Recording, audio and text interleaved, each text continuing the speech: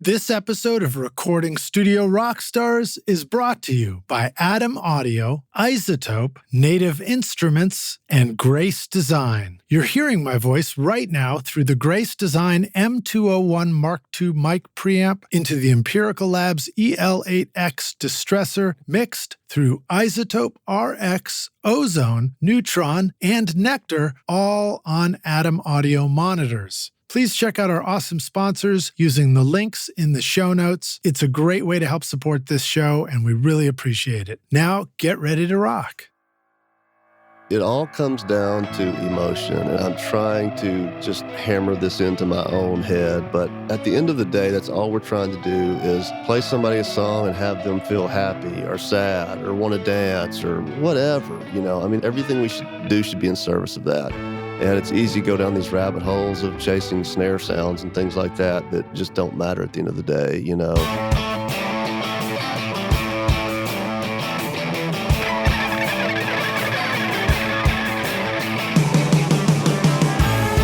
Welcome to Recording Studio Rockstars. I'm Lid Shaw, and this is the podcast created to help you become a rock star of the recording studio.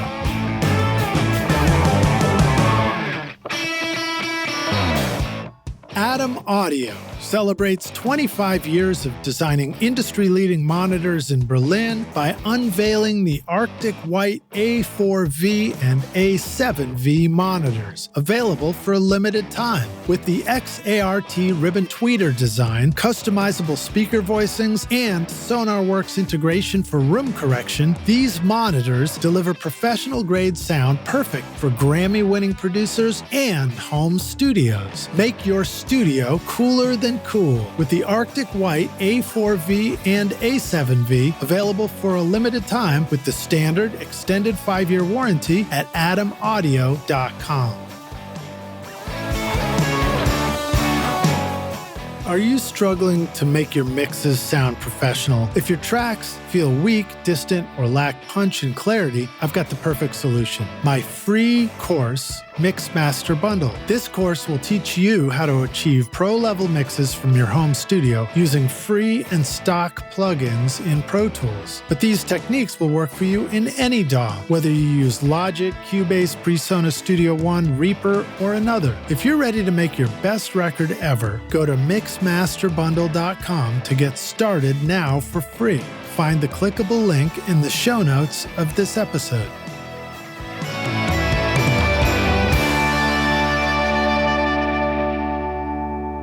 Howdy, Rockstars. It's your host, Lid Shaw, and welcome back to Recording Studio Rockstars, bringing you into the studio to learn from recording professionals so that you can make your best record ever and be a rock star of the studio yourself. My guest today is Jimmy Nutt, a Grammy Award-winning engineer.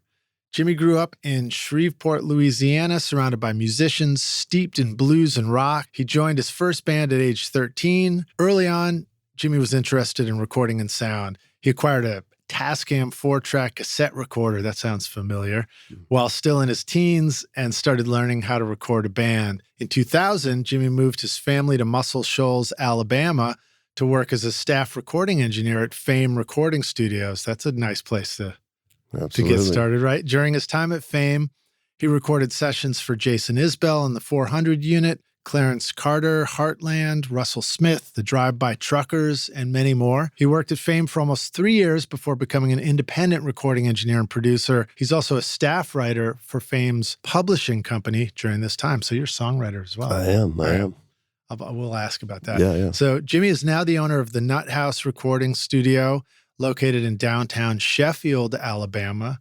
Very cool place that I've gotten to visit and look forward to visiting again. That's also where Craig Alvin has his studio. Mm-hmm. He transformed a bank built in 1955 into a recording studio and has hosted numerous recording sessions in the last 14 years, including well-known artists Percy Sledge, the Dead South, Blind Boys of Alabama, Dylan LeBlanc, Billy Ray Cyrus, Jason Isbell again, John Paul White, Donna Jean Godshaw, and the Steel Drivers.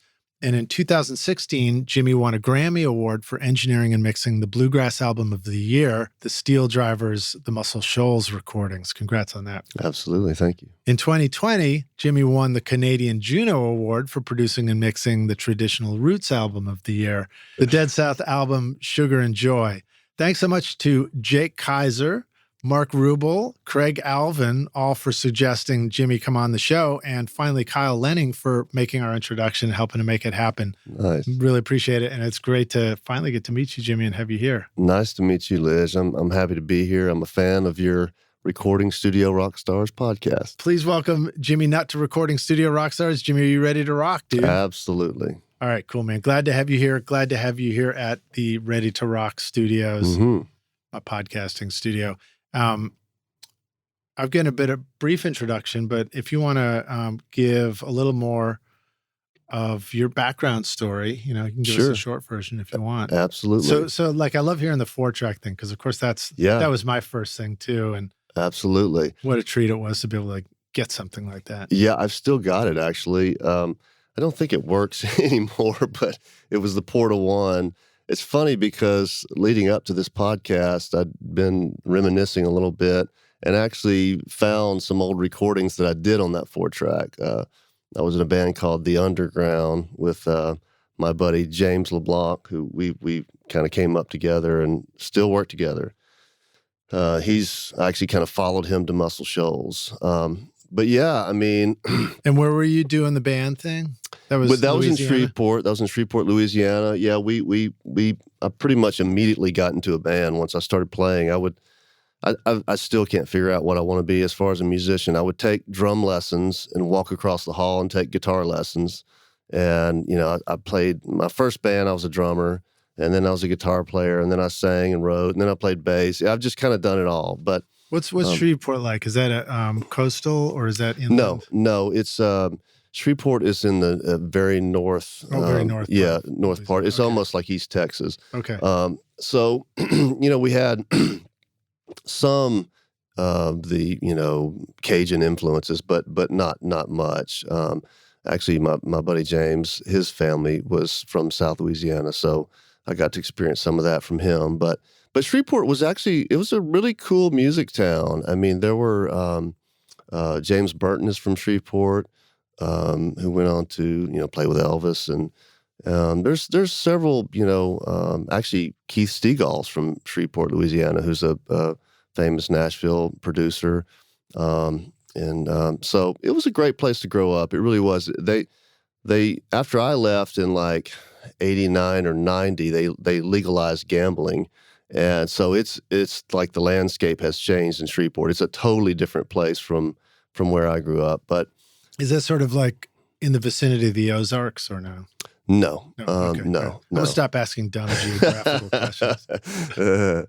No, but it was a great place to grow up. But yeah, and like I said, I just started playing in bands at like 13 years old, and I was the guy in the band that knew how to hook up a PA, and and so like I said, got the 4-track and started writing songs and learning how to record, and it just kind of grew from there, That's what I always said about qualifying as the engineer at that stage in life was like, well, A, I had the 4-track, so you're automatically the engineer, but B, I was the guy who could figure out how to go to Radio Shack and connect this adapter to that adapter to that cable to get this instrument into that Absolutely. input. I miss Radio Shack. I mean, it didn't sound very good. Yeah. Those adapters probably weren't the greatest solution. No. It was like a mad puzzle. It's like, how can you connect these things? Absolutely. It still is. Yeah, it's and we got into high school, and there was a talent show every year that we that was our whole goal in life, was to win the talent show, which we never did, but we did win a battle of the bands at one point, and the prize was 3 hours of studio time, and at that point, Shreveport had a really great studio called Nightwing. And so we won 3 hours of studio time at Nightwing. First time I'd ever stepped into a professional studio. And man, it hit me. How old were you? Man, I'm not 100% sure. I want to say like 17, 16, 17, somewhere right around in there. That'd make an impression on you. Somewhere right around in there. And so, here we are in the studio. We've won 3 hours of studio time. I was kind of the primary songwriter in the band and singer, if you can believe that, because I'm a terrible singer. But anyway, and so we go in, we basically play live, and the engineer was a guy named Ron Capone. And at the time, didn't mean anything to me. But Ron Capone worked for Stax and in Memphis. Any relation to Al? And it's not that I know of. You got to wonder. But yeah, I mean, he, recorded Elvis and all kinds of, I mean, Rod is, he's got a great resume. But he recorded us, and actually, it still sounds really good to this day. I think we just did like live the 2-track or something. Yeah, I bet he knew how to get a band to sound right. Yeah. Probably the simple version. Yeah, the simple version. And like I said, it was mainly live. We had 3 hours just to kind of get a finished product. So, but yeah, that was my first experience in a real studio. And I remember it making a huge impression on me. Yeah. Just, all the knobs and buttons. It's interesting, yeah, because this is a time where you have access to a 4-track. But the difference between 4-track and studio was still a little bit like studio's kind of still a big deal. Oh, yeah. And it still can be. But, sure. It's the world of just being able to sort of like fabricate a studio out of what's coming out of your laptop computer didn't exist yet. Oh, no, we were a long way from that. So, yeah. And it kind of got me interested in it. But still at that point, I wanted to be a rock star. I mean, Yeah. That was the goal. Now here you are, man. And here I am. So, but yeah, so, get out of high school. Basically, every move I've made in my life, I've made to kind of further myself in music. And out of high school, I moved to Dallas, Texas. Got in a band there, played around a little bit. Couldn't really make anything go too much there. And again, my buddy James LeBlanc, you'll hear his name a lot through this, but he hit me up and said, "Hey, let's move to Austin." So we all moved to Austin, Texas, got a band house, rented a house together. We all lived together and played together, and immediately got a weekly gig at the Black Cat Lounge on 6th Street in Austin. Good name. Yeah, it was a very cool club, and we tried to make a go of it, but again, it just didn't stick. And James moved back to Shreveport. I got married and had a kid. Started working a day job, and had kind of given up on making a living in the music business. And I guess in about... And what age at this point? Well, I would have been, let's see here. Was this 20s? Yeah, I was late 20s? 95. I was 25 when I had my son, Jordan, and my wife, Angie. We just kind of, I just kind of got a day job and just kind of, put my head down and went to work, Yeah. But 4 or 5 years later, James, through a mutual friend, gets told about Fame Recording Studios in Muscle Shoals, and so he starts going. He gets a meeting with Fame, and they end up signing him to a production and publishing deal. So I'm still in Austin. And he's calling me saying, "Hey man, you got to come see this place called Muscle Shoals, Alabama, Fame Studios." I had no idea, never even heard of it. It was just, I grew up in the 80s. It just wasn't something I was aware of, Yeah. So, yeah, we ended up moving to Muscle Shoals, and anyway, one thing led to another, and I ended up getting a job at Fame. That's amazing. Yeah. So what was that like to walk into Fame for the first time? Do you remember the... Oh God, it was incredible. First walk in? Yeah, it was incredible. Yeah, we went to visit a couple of times and met Rodney Hall, who's Rick Hall's son. Yeah. Rick started Fame, and Rodney and his brother Mark Hall had started a publishing company. And so James was basically working for them, writing songs as a songwriter for them. And yeah, we came over to visit, and you walk into this studio in the middle of this town, this nondescript building, and this, you're in Fame, and you see all the history on the walls. Yeah. And it was incredible. It's a time capsule too. It's a time capsule. Way. Yeah, it is. But I was just overwhelmed, and we had a good time, and stayed at Rodney's house, and just hung out. And basically I said, "Man, if I moved here, could I intern at the studio?" And he said, "Sure," and but no guarantees of anything. So anyway, my wife, who's always been so supportive of me, we said, let's move to Muscle Shoals. That's great. So we did. I quit my job. I got a job in Decatur, Alabama, as a kind of a fallback, and we moved to Muscle Shoals. I was working in Decatur as an outside salesman. It's kind of the only job I ever really did wrong. I was my head was not in. I was there for fame. I was there to work at Fame and be in the studio, and so. But and I bet that area, Muscle Shoals.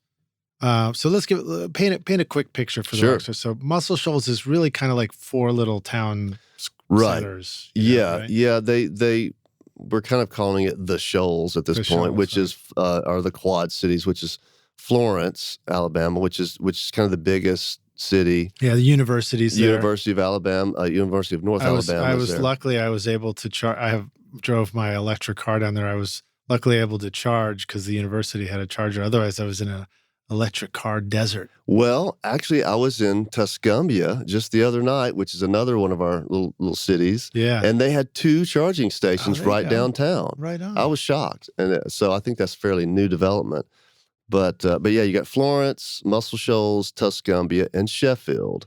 And Muscle Shoals is the most, well-known city. But there's not a whole lot. I mean, there's not a whole lot there, Right. I mean, Fame's there. There's a few good restaurants, but I agree. When I was driving around looking for Fame and everything, I wasn't entirely sure which part is actually Muscle Shoals. It's just these interesting intersections and cool old buildings, and you see you're like, oh, this would be so cool with This whole corner could be great. Sheffield, particularly, I'm like, I look at that downtown area. I'm like, this is going to be really cool. Yes, Sheffield is a great place. That's where I live, and that's where my studio is, and right in downtown Sheffield, and that's where Muscle Shoals Sound was at. It was in Sheffield on Jackson Highway, still is, and so that's confusing to people, and most people when they talk about coming to my studio to record, they say, oh, we're going to Muscle Shoals. Well, you're actually going to Sheffield, but it doesn't matter. It's all the same thing. Muscle Shoals is the name that everybody knows. Yeah. So it's like the area. Yeah, the area. These little town centers, which are cool because it means you've got all these different little hubs you can go to. And Florence is struck me as the one that has sort of been modernized and fixed up because it's next to the college. Totally. But great. And there's an old theater there, old movie theater that shows movies and has shows. Yeah, there's a couple of them. Yeah, you got your coffee shops there, rock stars. Got to have a good coffee shop. Got some great coffee shops, and actually, we have some great restaurants. Yeah, we have several really good restaurants. Yeah. And then even cool record stores. Right. Yeah, absolutely. It's like that gas station that's converted. Yeah. And then we'll give a shout out to just a couple of people. So Craig Alvin in his studio is right across the street. Steed is right across the street from you. Mm-hmm. Somebody's got a history of music museum there as well. I think. Peanut Montgomery. Peanut Montgomery. Yeah, that looked really interesting. Yeah. And then I'm gonna give a shout out to my buddy Dave Gerke, who's building a ballroom there. He bought the old VFW. What's the title of that going to be? Yeah, the old VFW hall that's going to go in as a ballroom. I haven't heard what he's going to call it. To be honest with you. I knew it. Sorry, Dave. Yeah, I knew it. But then he's also there's a pub, the Sheffield Pub or Public House. Okay. I'm going to call it the pub. Yeah, I heard that he was trying to make the decision on the name. Yeah, I like the Public House. But there's so much cool stuff down there. And then I did an interview with Glenn Rosenstein over at Studio B. at Fame too, which was great. So yeah, I love Glenn. I highly encourage you to go down and visit Rockstars. Really fun trip. It's amazing. As far as setting the scene, in 2000, this was pre the movie Muscle Shoals. The movie Muscle Shoals, I think, came out in 2012. So that's kind of a real dividing line, in the history there from my perspective. Because, there was nobody giving tours. There was no tourism at all as far as music tourism.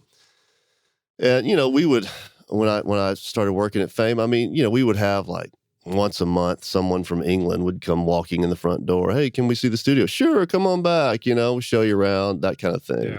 But now, I mean, there's a real vibrant tourism. I mean, Fame gives tours several times a week. Muscle Shoals Sound does tours on a regular basis. I have people stopping by my studio all the time. I mean, it's really changed. Yeah. That movie and a lot of other things really put the spotlight on our town, and more people are showing up. You guys have created a music foundation as well, or something. It's the Muscle Shoals. I'll need your help with the names of some things. Yeah. But I know, and I'll just ask you this now. There are like real incentives for artists and musicians and bands to come on down and make a record there. Absolutely. As well, right? Yeah, the Shoals Economic Development Authority got a grant for that single purpose to allow people to get rebates for recording in the Shoals. So we created an organization called Muscle Shoals Music Makers, and they kind of handle that. And basically, if you are from out of town and come into our community to make a record at any of the studios, you can get some of your money back. And there's like 3 tiers, I think. It starts at like... It's much better than going to the grocery store and getting a rebate on your electric drill or something. 100%. I've had like 5 artists of mine that I work with take advantage of this and puts money back in their pocket, But yeah, you can get, starts at like 10%. I think $10,000 is you have to spend at least $10,000. But then it goes up to like, if you spend 75 grand, you get like 30% back. So it's a real incentive. Yeah, it's amazing. That is really amazing. And I mean, even at a $10,000 recording budget, if you're traveling, you got a band, and you can get $1,000 back or something like that. 100%. I mean, that's your whole travel. That can totally be your whole travel budget. Totally. Yeah, it's great. I mean, we were really excited to get it, and they want to use it. They want to spend the money because they can get more money. And so it's, we have to just constantly encourage everybody that we're working with to do this. It's pretty simple. You have to turn in a budget, and then you get approved. And then I think once the record comes out or a single or something comes out, then you get the money, Yeah. So there's a few things you got to do, but it's nothing major, Yeah. That's so cool. That's so cool. Hey, rock stars. Yeah, you. I've got a secret to tell you. Want to know how I get a consistent sound mixing over 1,000 hours of recording studio rock stars? My secret is using iZotope, RX, Ozone, Neutron, Voice Enhancement Assistant, and Nectar to make sure every episode of this podcast sounds great. Right now, you are hearing RX Breath Control, D-Click, D-Clip, DS, Deplosive, Voice Denoise, Ozone Multiband Compression, Neutron EQ, VEA, and Limiting, all from iZotope. Use the secret code ROCK10 to get 10% off or pick up the new Trash Light along with many of the other free cool plugins over at iZotope.com. All right, great. So remember that, rock stars. Go down, visit. Take the tours. Mm-hmm. They're very, very fun. Yes. And they'll get you really excited about making music. Mm-hmm. And you're taking tours in places that you can, after the tour's over, you can record. Absolutely. All right. So tell us about your before we go there, let's talk about lessons that you learned at Fame. What were some of the first aha moments for you about being in that studio and seeing a session go down? I mean, I learned almost everything I know about recording at Fame. I mean, that's just the truth. It was me and so many others. That was our training ground, But if, you're talking about aha moments, one of my aha moments was as a young engineer, you're trying to get good drum sounds, And so there was a bunch of young people, they're kind of coming up together. We were trying to learn how to make records and write songs and all that stuff. And I couldn't get a good drum sound. I was like, why can't I get a good drum sound? Blah, blah, blah. So one day we're doing a session and Owen Hale is the drummer. And Owen is a great session player, played on tons of country songs. He ended up touring with Leonard Skinner for a while and all kinds of stuff. But anyway, real deal session player.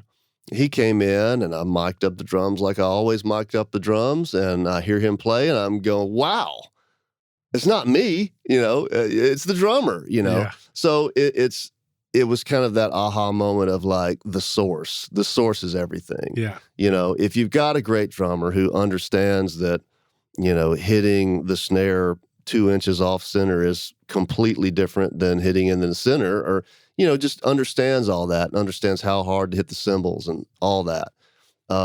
So that was, one of the things I learned for sure was just, the source material is everything. Yeah. I feel like one of the keys to understanding those things you just described is learning how to listen as a musician too. And probably learning how to listen in the studio. Studio experience, I think, really helps too, because it is different to hear sounds in a loud bar stage environment than it is in a studio environment. They're different instruments in a way. Totally. And you start to discover that, Totally. How many times as an engineer have you gone out and you just like hit the snare and you put your hand on the snare and hit it this way and do that, and you just like hear all these sounds? Oh yeah. Everyone could be a great record, Sure. Yeah, absolutely. And, playing the bass guitar, I mean, you can move your hand up towards the neck a few inches and it completely changes the sound. I mean, so there's all these things that, a lot of great musicians just do intuitively, but it all matters and it all adds up to making a great record, So you got to hear some real top musicians at this point. Yeah. What about session workflow? Did you begin to learn what it means to be an engineer or an assistant and actually interact with a great band and, start learning how to get out of the way of the recording? Sure. Yeah, one of the things that had happened right when I got there was Rodney Hall and his brother, Mark, maybe his other brother, Ricky, too. They decided to start a record label called Muscle Shoals Records. And the first record they did was a band called the Decoys. And the Decoys are like the Muscle Shoals house band. They've been around for a long time. There's been a lot of different members. Johnny Sandlin was in the band originally. But essentially, when I was there, it was David Hood on bass, Scott Boyer, Kelvin Holly, N.C. Thurman. And they had a bunch of different drummers, but Mike Dillon was one of them, and Jimmy Evans was one of them, and Brian Owens. But anyway, we Brian started Owens, like Nashville. Brian absolutely, Owens? man. Yeah, great drummer. I've worked with him. Yeah, I love Brian. He's fantastic. So we immediately started recording this album, and I barely know what I'm doing. I mean, honestly, they had a Pro Tools system. This was in Studio B. I cut my teeth in Studio B at Fame. It looks a lot different now. Yeah. Oh, really? Oh, Does yeah. it? Yeah, Glenn. Which part, the control room or the live room? Everything. Well, the live room is the same, the control room. Yeah, when Glenn came into town, and he and Rodney kind of went in together, and they completely remodeled that Studio B. And it needed it because it was like almost a complete square, which is the worst kind of shape for a control room. Right. And we had an Amec Angela console in there, and a Pro Tools rig. And anyway, we just jumped in feet first. I'm recording the Decoys, with Rodney producing, and I had some question about that record, but I'm looking in my notes trying to find it. I can't find it. But anyway, there's so many great records in your playlist too, with all these artists and rock stars. Again, a reminder: scroll down after you listen to us, and click through, and we'll have a link right to Jimmy's discography, so you can just go listen. I mean, great sounding records. Thank you. I appreciate that. So yeah, I mean, just thrown into the fire, man, jump in there and make it work. And one of the things that made a big impression on me was working with David Hood. At this point, David was already a well-known session player who had done so many amazing things.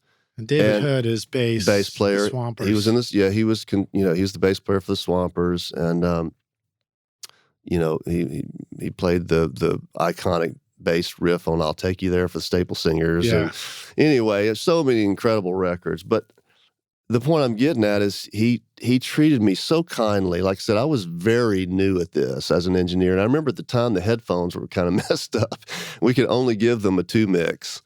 And he was just great to work with. And one of the things about David Hood is getting a bass sound on him is the easiest thing in the world. Because again, it gets back to the source and it's all in his fingers, the way he plays.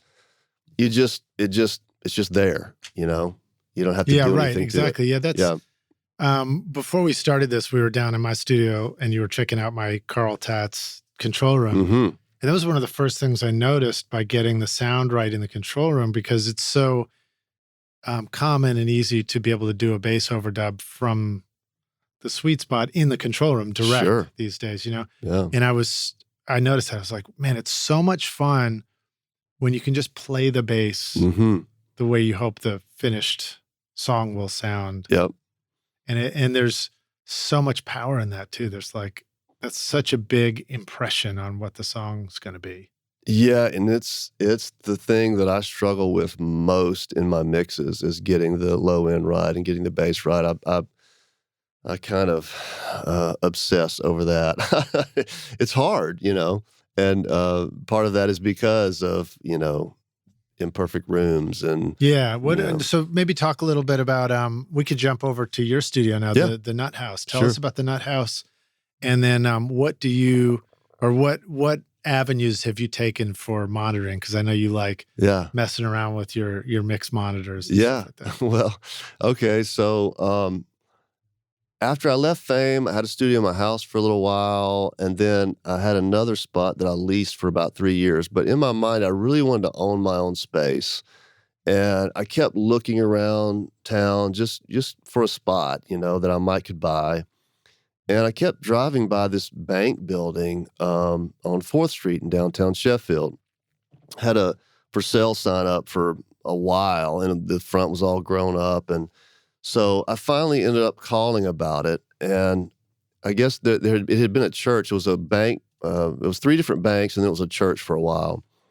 And so anyway, long story short, I bought the bank building. Right, and you bought the bank. I bought the bank building. The bank bought me, and then I bought the bank. Yeah, and it's incredible, man. It's like, you know, I don't know, it's got 2 floors. I think it's like 6,000 square foot or something like that. So it's a nice, sizable, well-built, you know, building. It's got 2 vaults in it. And so, yeah, I bought it and put a studio in there. I pretty much designed it all myself. I really couldn't afford to hire a studio designer, an architect. So I just kind of, you know, with what I'd learned at the time and some research, How many bank studios are you aware of? I'm not aware of any other. I'm sure there are. The studio I interned at, Woodland Studios in East Nashville, was owned by Bob Solomon, and there was a point at which a tornado came through.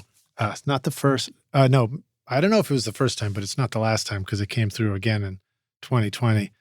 But it took off some of the roof of Woodland, and so Bob moved the whole studio across the street to a bank. Wow. So it was in a bank for a little bit. Okay. Roger Mutino was somebody that was, you know, he was experienced engineer that I was able to, you know, go visit his studio and see what he was doing. He was over there too. But did it stay in the bank or did it move back? No, it didn't. It went back to being a bank later. Okay.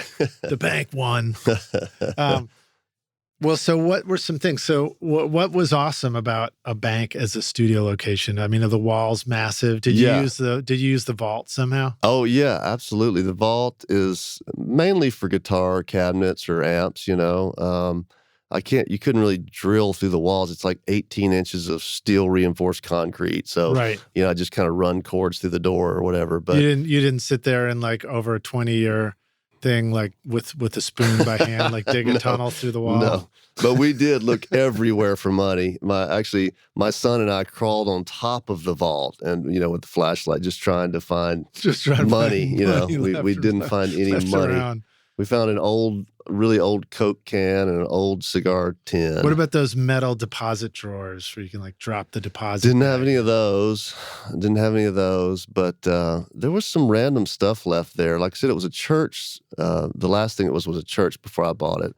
Okay. And they left like a Roland keyboard. I forget the the model, but it's like from the late 80s, early 90s Roland keyboard that they left, and a bunch of file cabinets and a kneeling pad. My last dumb question about bank turned studio.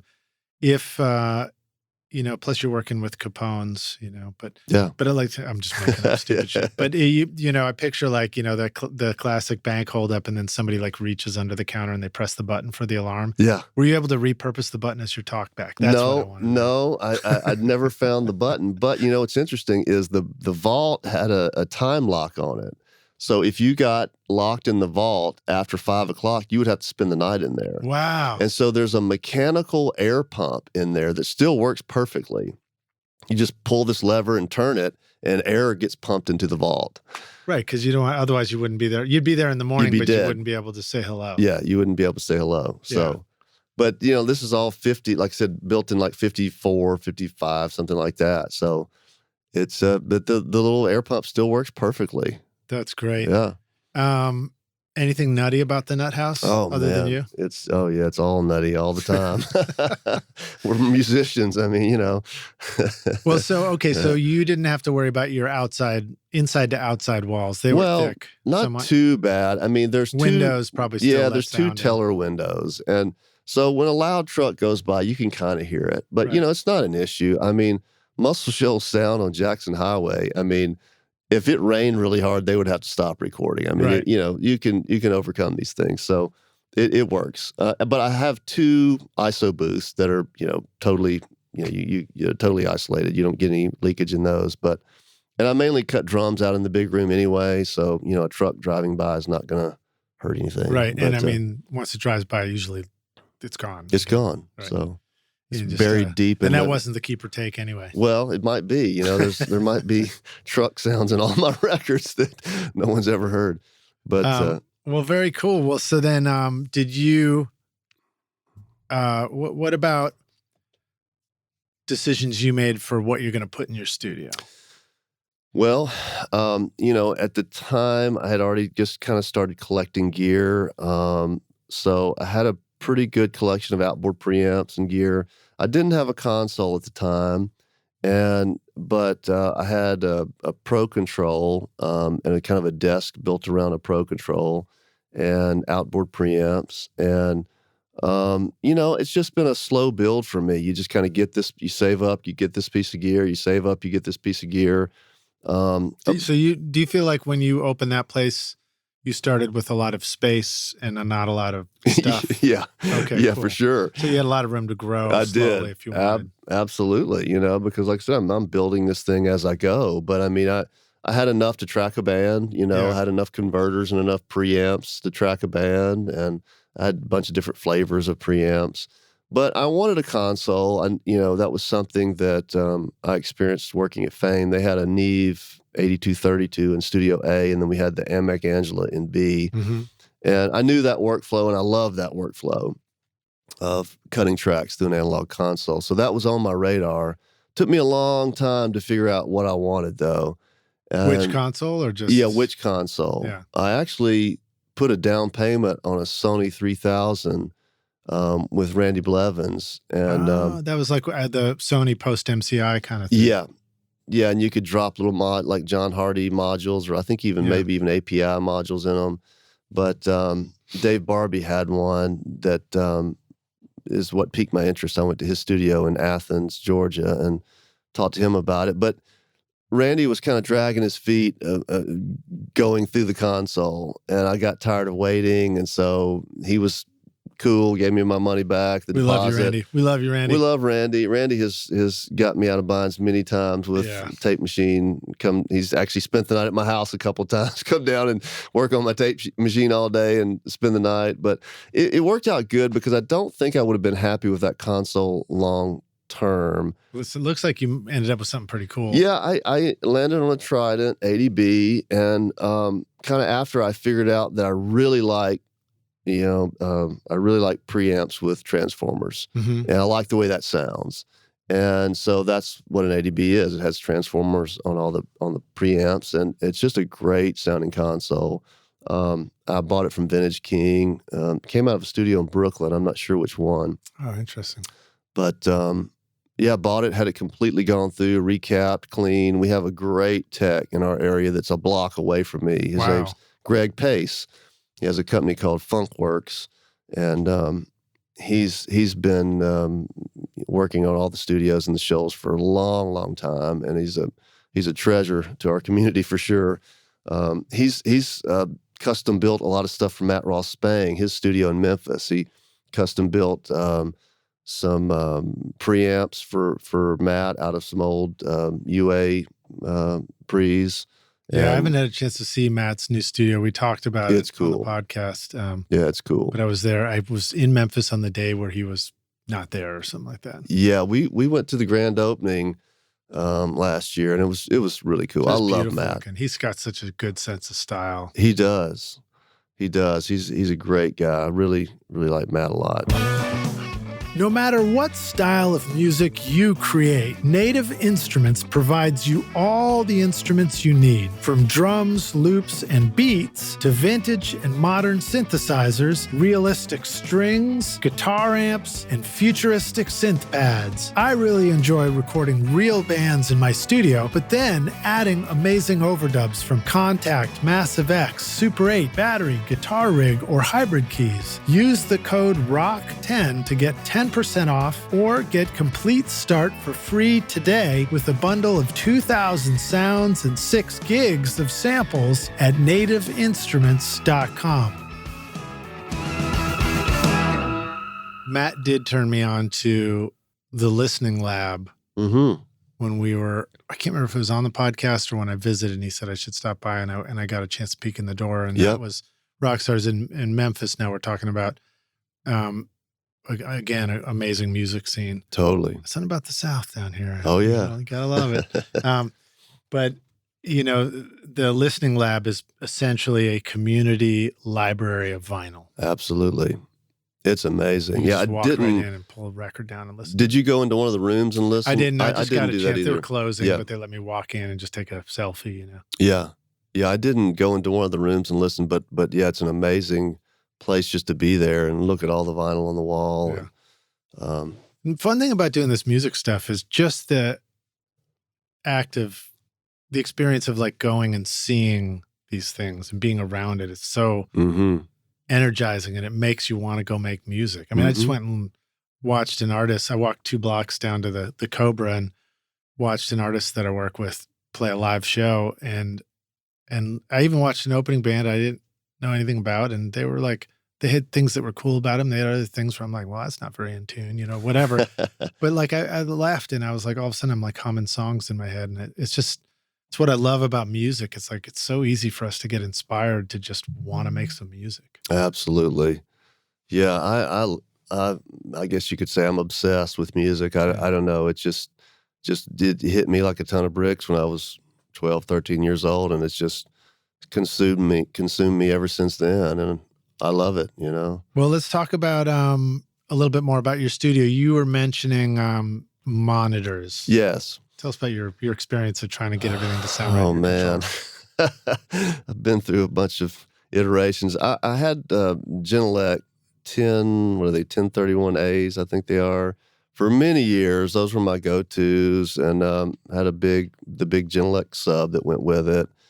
And I don't know, man. It's just been this quest for me, this search, to get not necessarily flat, but a flat room, but just something you can trust, where you can put things where you want them and hear it in other places, and it's where you think it needs to be. So I've done a lot of research on my own, learned how to shoot my room out. I use Room EQ Wizard. I bought a measurement microphone. I've studied as much as I possibly can. And where I ended up is had a few conversations with Carl Tatz and kind of stopped short of pulling the trigger on getting a Phantom Focus system, but used a lot of his concepts and ideas. I bought a couple of subs from him and put them in the corners, and I bought some Dyne Audio M1s and bought an Ashley speaker processor, which allows me to time align the speakers and EQ the speakers, and I'm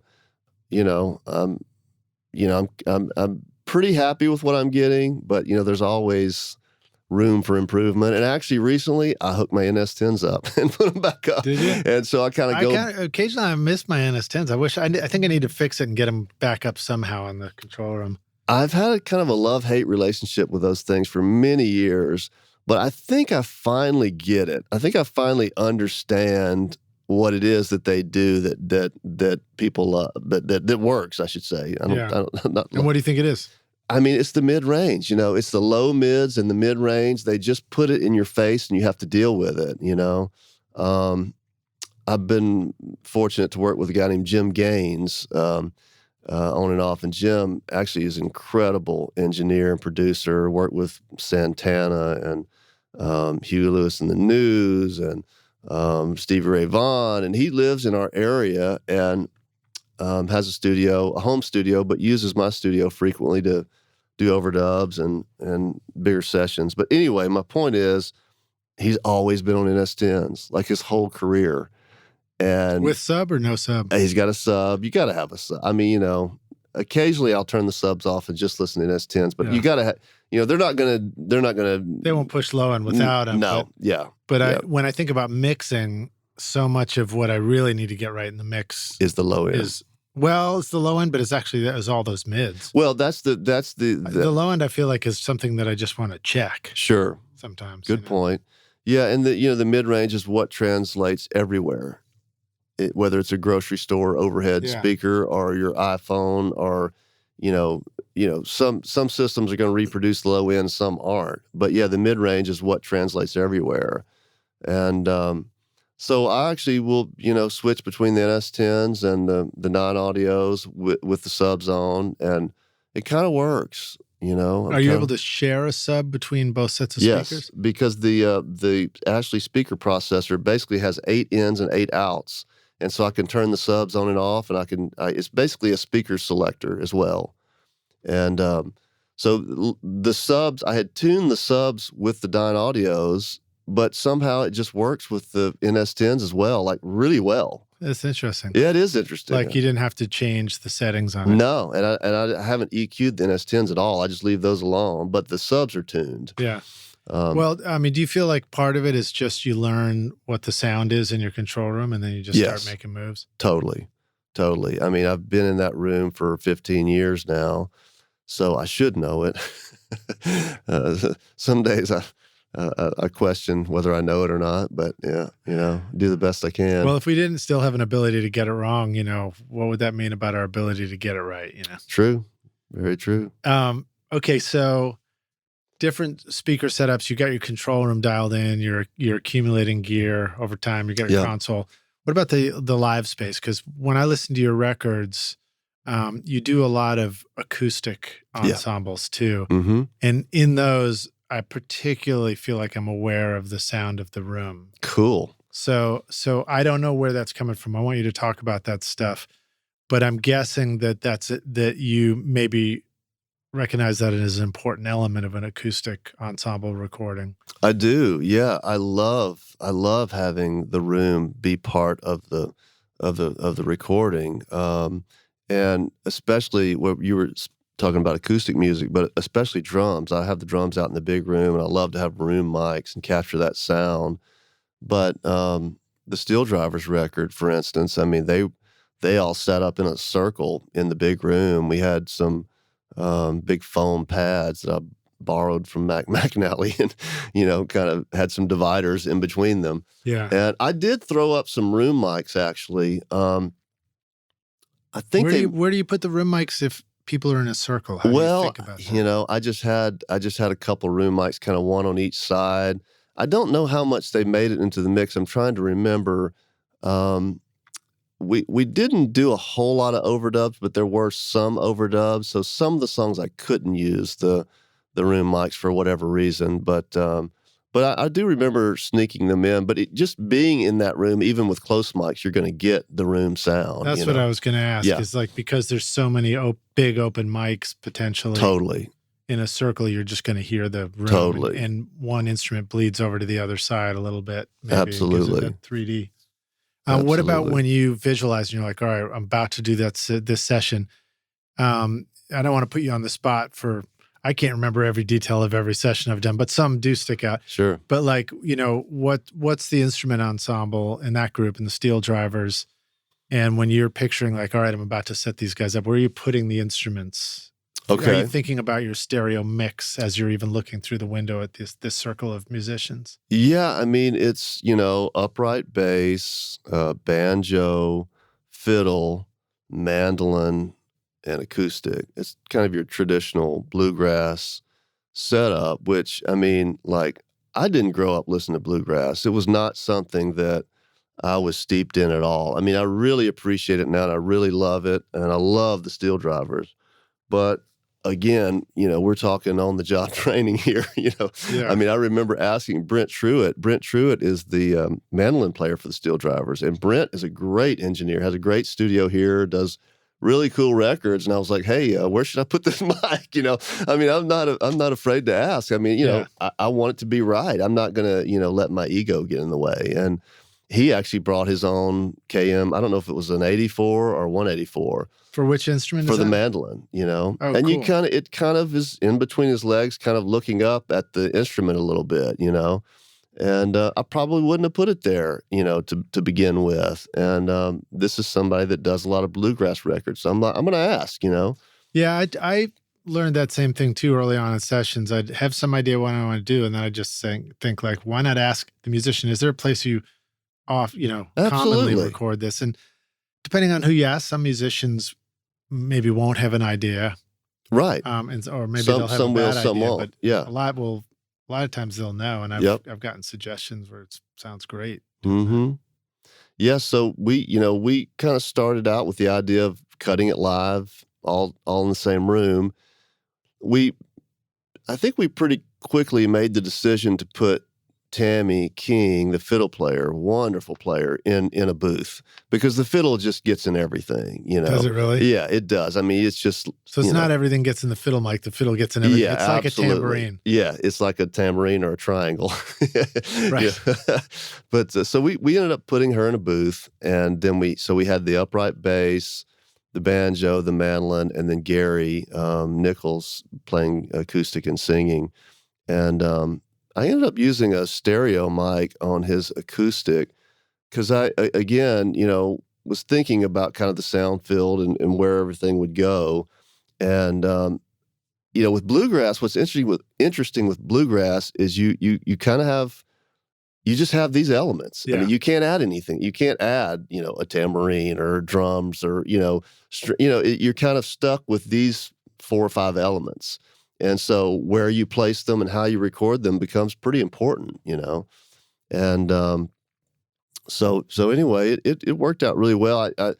The upright bass, I ended up doing a mic, kind of a tube mic on the low, and then like a small diaphragm up top, which was what Alan Schulman, who was my main mentor. Which one was that again? Say that one again. On the upright bass. Okay. Oh, yeah. Great. Because I was going to ask you about upright bass. Is one of those classic. I get to ask that one until my last question of my life. I'm gonna be asking that question. I've got a nugget for you. So like I said, Alan Schulman, great engineer. He was a mentor of mine, taught me a lot.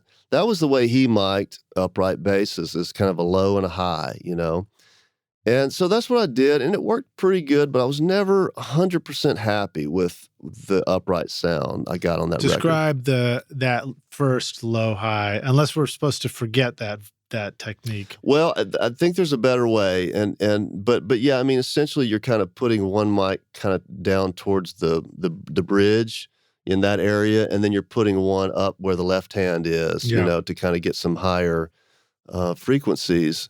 But what you kind of miss in that is kind of the meat where the fingers hit the strings and the kind of low mids, because those instruments have tons of low end. So you're really not looking to accentuate that. Right. So the great Norbert Putnam, another Muscle Shoals icon, he was actually in the first Muscle Shoals rhythm section. This is Norbert Putnam and David Briggs and Jerry Kerrigan. I guess Junior Lowe might have been involved in that too. But Norbert was from the Shoals and was in the first rhythm section, ended up moving to Nashville. And he ended up becoming one of the first call session players here in town. This would have been 60s, I think. And so he did a lot of upright sessions. And Norbert has great stories, and he's just a fantastic guy to talk to. But he said, Jimmy, take a U87, put it where the right hand fingers hit the strings, and you're done. And I was like, what? You're kidding me.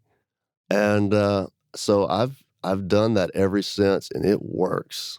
U87, so... Now, it doesn't have to be a U87. I've been using an RCA44, which I think I like even better. But man, that's where it is. You get it down low, you just get boom. Right. And you end up having to filter it out and everything else. And so if you're just right where the right hand is plucking the strings, and you can play with the distance, I mean, it just works. So you got to position the plucking mic right. You got to position the plucking mic right. That's right correct. All right. We both said that. Well, that's cool. And it really can be a challenge. One of the things that I feel like I've discovered about upright too is the instrument has to actually be in a space that's appropriate as well, right? Yeah, and that instrument, it has to be a good instrument. That right. Plays into it big time. Yeah. Yeah, all those things. I found a little sweet spot in my studio that I like to put the upright in. And Matt Ross Spang and Ben Tanner just recently did the last Blind Boys album at the NuttHouse. And they had Dennis Crosby down playing upright. And he's an amazing player.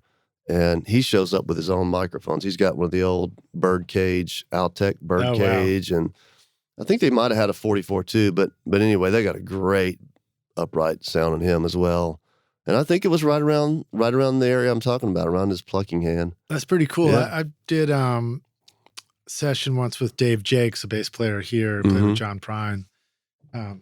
And he hit me to a thing, same thing, it's like this has worked before. I'm like, great, I'll try it. And it was a 2 mic, but it was one that was doing the bass thing, and then one was a small diaphragm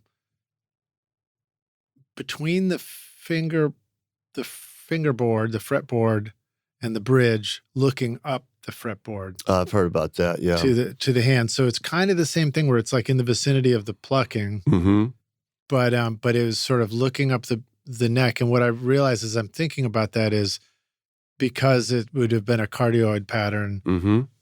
It's going to reject less and less of the lows. Sure. So it's actually going to pick up. It's almost like it was an omni in that same area you're talking about. Yeah. But then the highs are pointing up towards the fingerboard, so you're getting some of the finger action and stuff. It's fun. I mean, it's fun to experiment with upright bass techniques. It sucks to experiment with it when the session downbeat is coming up around, Oh yeah. 5 minutes later, and you're still trying to figure out how to get a good upright bass sound. It's tough, man. It's one of those instruments where, again, it gets back to the player and the instrument, and all those things really matter with that. I've had bands come in before with an upright bass player, and there's nothing. I don't know what to do. Yeah, there's nothing I could have done to make it sound right because it was not a great upright bass. They didn't have the right technique, and it's just what also sucks about it, I think if we didn't know any better, maybe it wouldn't bother us so much. But when you grow up recording electric basses, which go pluck and then a nice sustained note, even a bad one, you can sure kind of coax it into a good sound. And then you go to an upright and you're trying to figure out what to do, and all it does is just go woof. Yeah.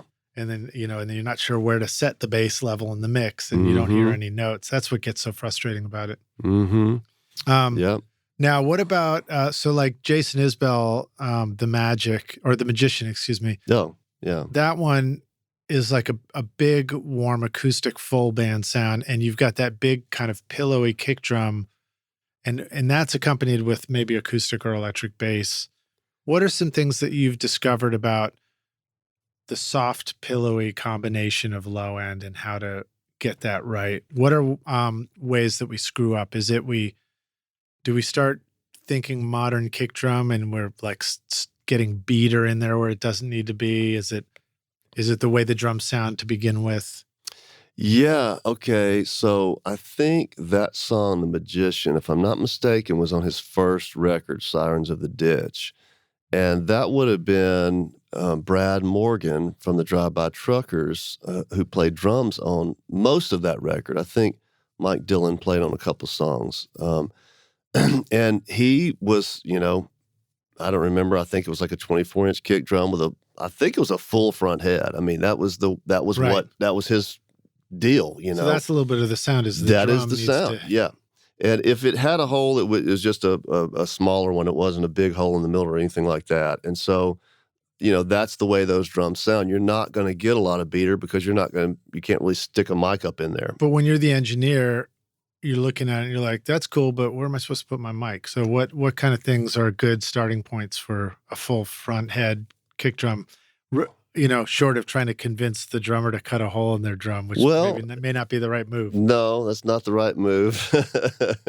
I mean, I approach it like I approach a snare, where the mic is kind of off on the edge, maybe the top edge of the drum, looking down at the center of the drum.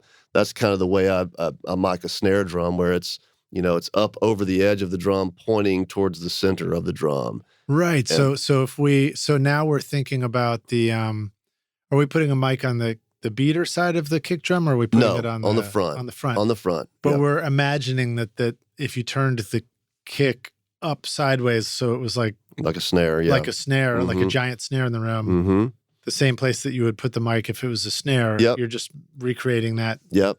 on the kick drum. Wow, that's interesting. So Yep. you're usually above the drum looking down. I'm usually above the drum so looking it might down. that mic might be getting some of the toms and snare in Totally. it too and everything. Totally. You're not trying to fight that. No, not trying to fight that. And it's probably like a condenser of some sort. I'm not sure. Now, there have been times when I've just put like a Beta 52 or a D112 or whatever was around. I think at Fame we had a D112. And there would be times that I would just, on the same scenario, I would put just one on the front head facing forward, but not in the center. Still would be off of the center a little bit. I feel like in the center you don't get the tone of the drum as much. So on a full head kick drum, that is. But so yeah, that was a big part of it, was the actual kick drum that he used. You don't get the tone of the kick drum. Is it sort of like the upright where you get the boom of it, but not the tone or something? No, it's almost, to me, in the center of it, with a kick with a full head, it's like, I don't know, you don't get the resonance. You just kind of you get air. I don't know. You don't get the resonance of the drum. Yeah. So. Well, it's just a good reminder to us. I mean, sometimes we look at a drum, we think, oh, that's the drum head. That must be where something goes. Or we just see what other people do and we start by thinking that must be what you do. Mm-hmm. But really, I mean, you hit a drum and the sound is coming out of the sides of the wood. It's coming out of the head. It's coming out of the whole thing. Mm-hmm. And so, and then there's also the option of like where you're standing. Does it sound cool to you? Well, maybe that's where the mic goes, Absolutely. A lot of stuff to experiment with. Yeah, and I think on that track in particular, I think he was just doing like brushes or something on the snare. He wasn't like stick. So again, the bleed didn't really matter, Yeah. Rockstars, I got an idea for you. This is just a tip for how to explore drum sounds. Set up your iPhone, do a video shot of the drum kit, roll a session, and have a drummer just play and then just scoot mics around a little bit so that you see it on the video, so that later you just import that into your session and you can go back, and when you stumble on something and you're like, that was my favorite, you could probably go back and look at the video like, what did I do? And then, oh, that's right. That's when I moved it over to the left a little. Yeah, it's a rabbit hole. It is a rabbit hole you can go down. I've been on this search for the perfect overhead mics for a while, and I don't think I'm there yet, but my favorite overheads I've ever had was a pair of C12As that a buddy of mine had. They looked like 414s, and they said Norelco on them, Oh, cool. And God, they sounded so good on overheads, and they were on loan. I had them for a few years, and he had to sell them, and I didn't have $6,000 at the time, and so he sold them, which in retrospect, I should have bought them because they're probably worth 12 now. But And well, it's anything. If you can find the perfect mic for all your records, that's worth a lot right there. Absolutely. Yeah, if I could go back in time, I would take out a loan and buy those microphones because they were incredible. Adam Audio is celebrating 25 years of researching, developing, and manufacturing industry-leading monitoring solutions in Berlin. To mark this milestone, our friends at Adam Audio are unveiling a special limited edition series of monitors that will look stunning in your studio and sound as awesome as your music. Introducing the Arctic White A4V and A7V series. Available for a limited time to pro and home studio owners like yourself, the clean, glossy white finish exudes a luxurious feel and will stand out in any studio or home audio system. Featuring the XART accelerated ribbon tweeter design and customizable speaker voicings, the Arctic White A4V and A7V retain the full specifications of the original design. Plus, with SonarWorks integration for automated room correction, you can fine-tune your monitors to your control room's acoustics. Adam Audio's commitment to delivering professional-grade, high-fidelity sound to studios worldwide has made these monitors a perfect fit for Grammy-winning producers in both pro and home studios for a quarter of a century. Now you can bring that beautiful high-fidelity sound to your own productions and make your studio look as cool as your music sounds. Don't miss out on the limited edition Arctic White A4V and A7V monitors, available for a short time with the standard extended 5-year warranty at adamaudio.com. I am really impressed with Isotope Ozone. I've been mastering many of my records recently, and Ozone makes it so easy to get a fantastic sound. The built-in mastering assistant helps by analyzing the mix and suggesting all the settings needed for a professionally mastered result based on the genre and EQ curve of your choice. You can even reference a specific song if you want, using simple yet sophisticated modules like clarity, impact, low-end focus, stabilizer, imager, exciter, and spectral shaping, along with powerful dynamic EQ, compression, and limiting. You just adjust the settings to your taste and it sounds incredible. And the magic of master rebalance means you can manipulate the level of the vocal, bass, and drums even at the mastering stage. Amazing. My bandmates are pretty demanding, but now when I send off the masters for approval, they absolutely love the way our records sound thanks to Isotope. Use the code ROCK10 to get 10% off Ozone or other tools like RX and Voice Enhancement Assistant, or grab any of the cool free plugins like the new Trash Light at isotope.com. Hey, Rockstars, we're back now for the second half of the show, aka the jam session. My guest today is Jimmy Nutt, joining us here at Podzilla. I'm going to keep switching the name of the studio every time. Pod. I think my favorite, I think this came from Chris Shaw, was Pod, damn it. I love it. And you ready to jam? Absolutely. All right, cool. So we just left off with a little drum stuff. Maybe I'll ask a couple more questions. See if I can find the one that I was thinking of. But Donna Jean Godshaw Band. Yes. Some good stuff to say about just the tone and sound of that record. Thank you. Rich, crisp, full band sound. Thank you. We were just listening to music down in the studio. Yeah. Who were we listening to? It was let's see. You listened to Sean Colvin. Sean Colvin, right? Small Repairs record. Yeah. And we were talking about how that's got like that. You kind of want to hear that. It's like a pleasant, hard edge to the sound. It's like solid. Yeah. But anyway, the Donna Jean Godshaw record, I also made a note that it's got a great sort of snare room verb thing going on. It's tucked in just right. Yeah. And that just reminds me, that's like a classic challenge in drums. Like we can get a great drummer, we can mic it up right, we can do all these cool mixing things, but in the end, it's like we also want it to sound like it just cohesive in a package sound. of the drums that we like. And sometimes that involves doing something cool to the snare with the verb and stuff like that. So what are some things that you've found work really well for you in your studio? Does it get recorded on a drum room mic and get that sound, or is it sometimes a mixing thing? I always have room mics up when I'm cutting drums. But there's a lot of cool things to say about Donna Jean Godchaux just in general and that record. So if I can just talk a little bit about that. Please do. So Donna is from the Shoals. She grew up in the Shoals, and she became a background singer. Ended up singing on When a Man Loves a Woman and a bunch of cool early Muscle Shoals records. Yeah. Ended up going and singing on an Elvis record from Elvis in Memphis. She's got a cool picture in her hallway of young Elvis with his arms around her and the other background singers. It's amazing. So she's a close friend of ours. She moved off to San Francisco at some point and became a member of the Grateful Dead. Oh, wow. Yeah, right on. Yeah, so she was in the Grateful Dead in the 70s, and her husband moved back to the Shoals. Her husband's name is David McKay, and they're some of our best friends. And that particular record was kind of, Donna hadn't done anything in a while, and she wanted to make a solo record, and there were songs that she had written. And so she approached me to help her with that. And David McKay, her husband, played bass on it. And but the drums in particular, is a really cool drummer named Pete Lavazzoli.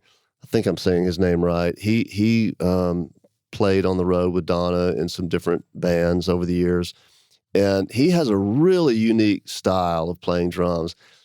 On that record, he had sizzles on all of his cymbals. Right on. I've never seen a drummer do that. And it worked. It was so cool. Let's describe that. So for the rock stars who don't know what a sizzle on a cymbal is. Well, yeah, I mean, you can use like a chain from like a fan, and just kind of attach it to the cymbal. When you hit the cymbal, it rattles. But right, so it's attached to the screw at the top center. Yeah. And then it just sort of drapes down across the cymbal so that when you hit it, it sort of dances and vibrates on top of the metal a little bit, right? Yeah, and they you can buy them. They make them. You can buy one from Sweetwater or whatever that kind of fits on the stand and hangs over the cymbal. But actually, I think his cymbals had sizzles in them where you put holes in the cymbals, and I think they're rivets. Yeah, and you hit the cymbal and it vibrates, and all those rivets just kind of dance. Yeah, it's a really cool sound. But Pete has a really nice touch on drums, and I mean, just speaking of snare, I love the way he hits the snare. He just really has a great balance. And so, yeah, I feel like we got some really great drum sounds. At the time, there was a late 60s drum set, Ludwig drum set in my studio that belonged to a local drummer named Justin Holder. He's since moved that over to Fame, I think. Darn him. But anyway, I had him for years, so I can't complain. But so anyway, it was a great drum kit in a really cool room with a great drummer, and there were definitely room mics. I generally do put reverb on snares. I like the way that sounds.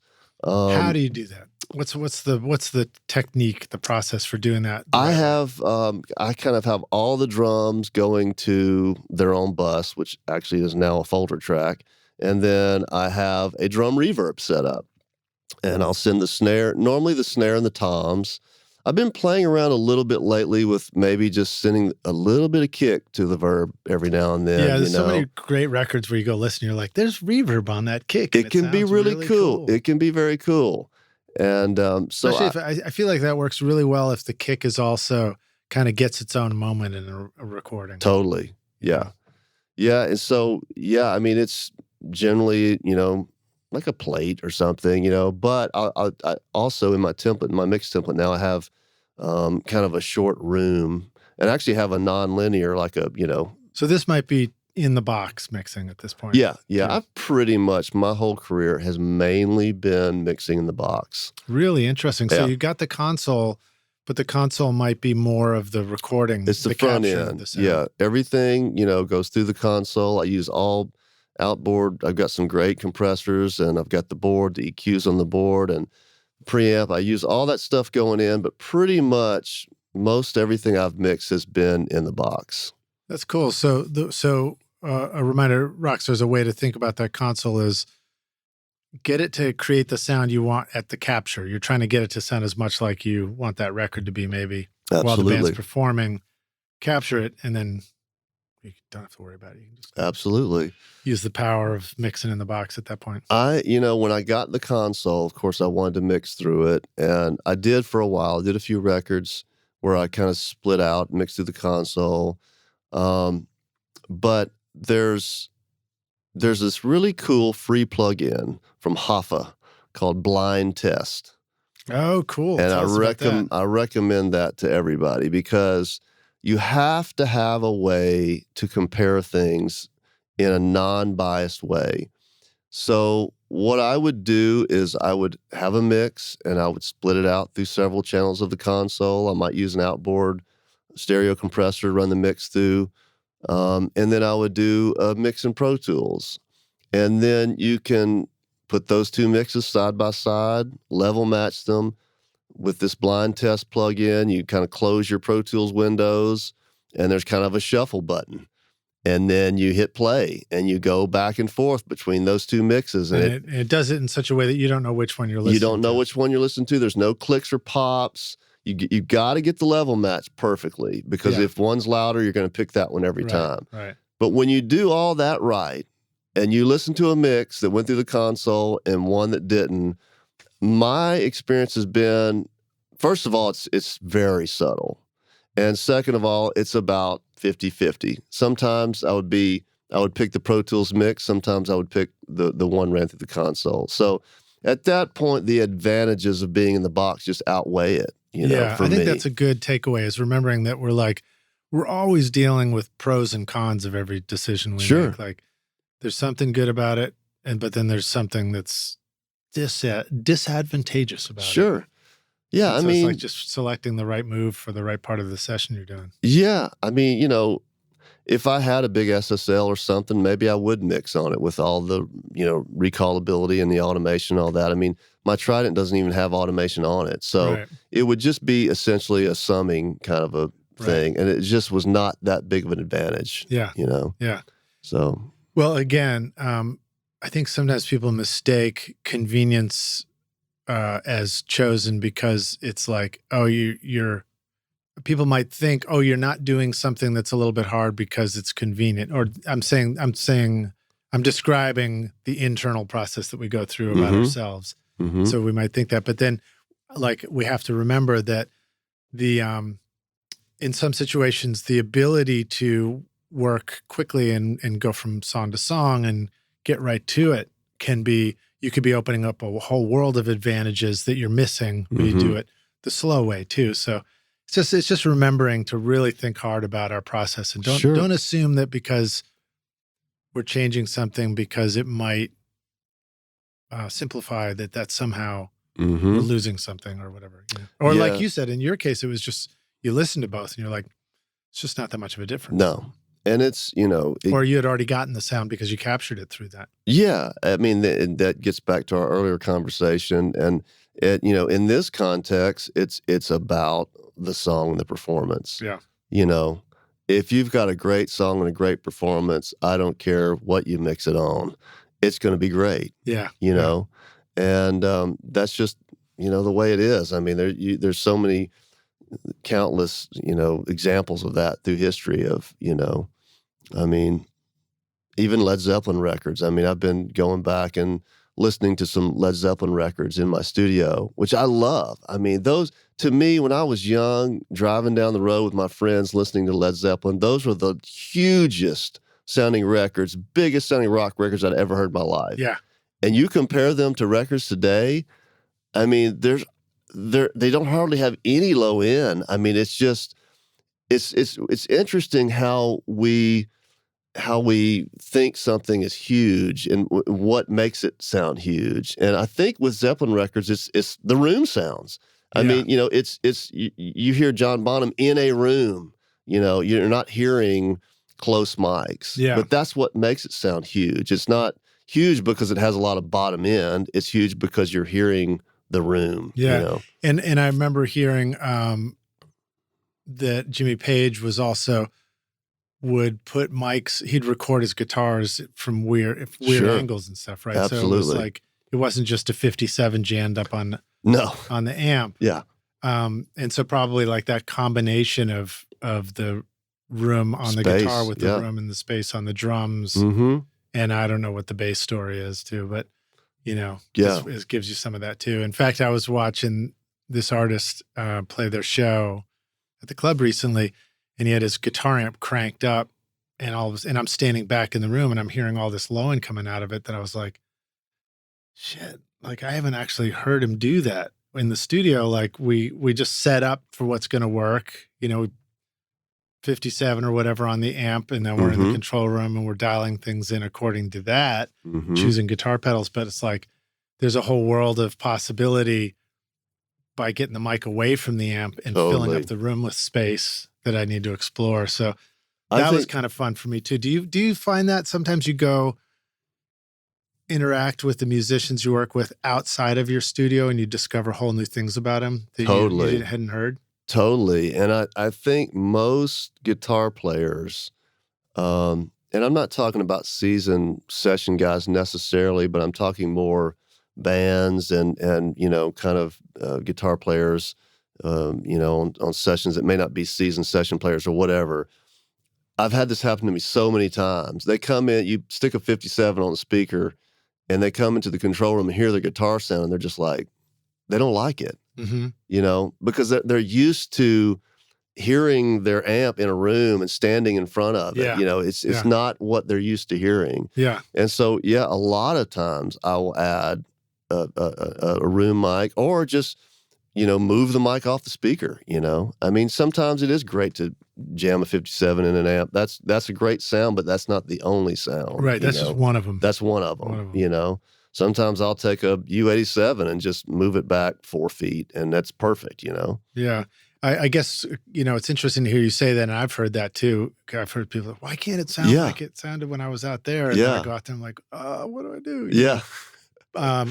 Particularly when I was younger, like, it would worry me. Now I just get excited. I'd be like, hell yeah. Let's try whatever, man. Sound, But like, options would be, and it makes sense. Like if the guitar player is used to hearing it where they're standing, then the sounds they're making out of their guitar are done in a way that makes it so that the sound hits their ear and it's appropriate. Absolutely. So then you're like, all right, well, maybe I should just put a mic where your head is, and see what that sounds like. Yeah.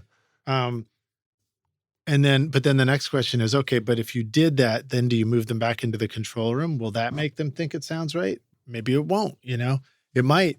Maybe you just need the guitar player out by the amp. Sure. And that's the way to do it. Yeah. It's a lot of trial and error. I mean, it's being open to trying different things and being open to listening to the feedback you're getting, from the musicians or the artists or whatever. And if you're getting feedback, literally trying to get guitar feedback, then you really got to think about, are you out near the amp or are you in the control room? Yeah, and the reason I made the distinction between, seasoned session players, those guys usually have their rigs dialed in such a way that it's, you're going to get what you get from them in the control room, even with the 57 on the speaker, is going to be great. I mean, they've got their rig dialed in for that, and so anyway, that's kind of why I made that distinction. Well, it's one of the cool things about creating a big studio, if you do the writer's room kind of design where everything's all in one space, then you have options like, okay, we're going to have the amp in the control room, play the guitar. Maybe you can you're sitting close to the speakers and you just hear the music coming out of the speakers. Yeah. Maybe that works, Gosh, Jim Gaines told me a story. I think it was on the Steve Miller record. He did the early Steve Miller stuff, and he said that Steve had his amp in the control room. He had his amp under the board.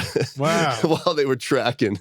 Oh, that's a cool way to do it. Yeah. For whatever reason, I don't remember what the reason was. Maybe he was sort of playing, producer, engineer seat. I guess. I can't remember what it was, but Maybe there was only one room to record the drums in, and they didn't want it. They wanted the amp isolated. Well, Jim also has this great story of working with Stevie Ray Vaughan. He did the In Step record, which was the first record Stevie did when he got sober.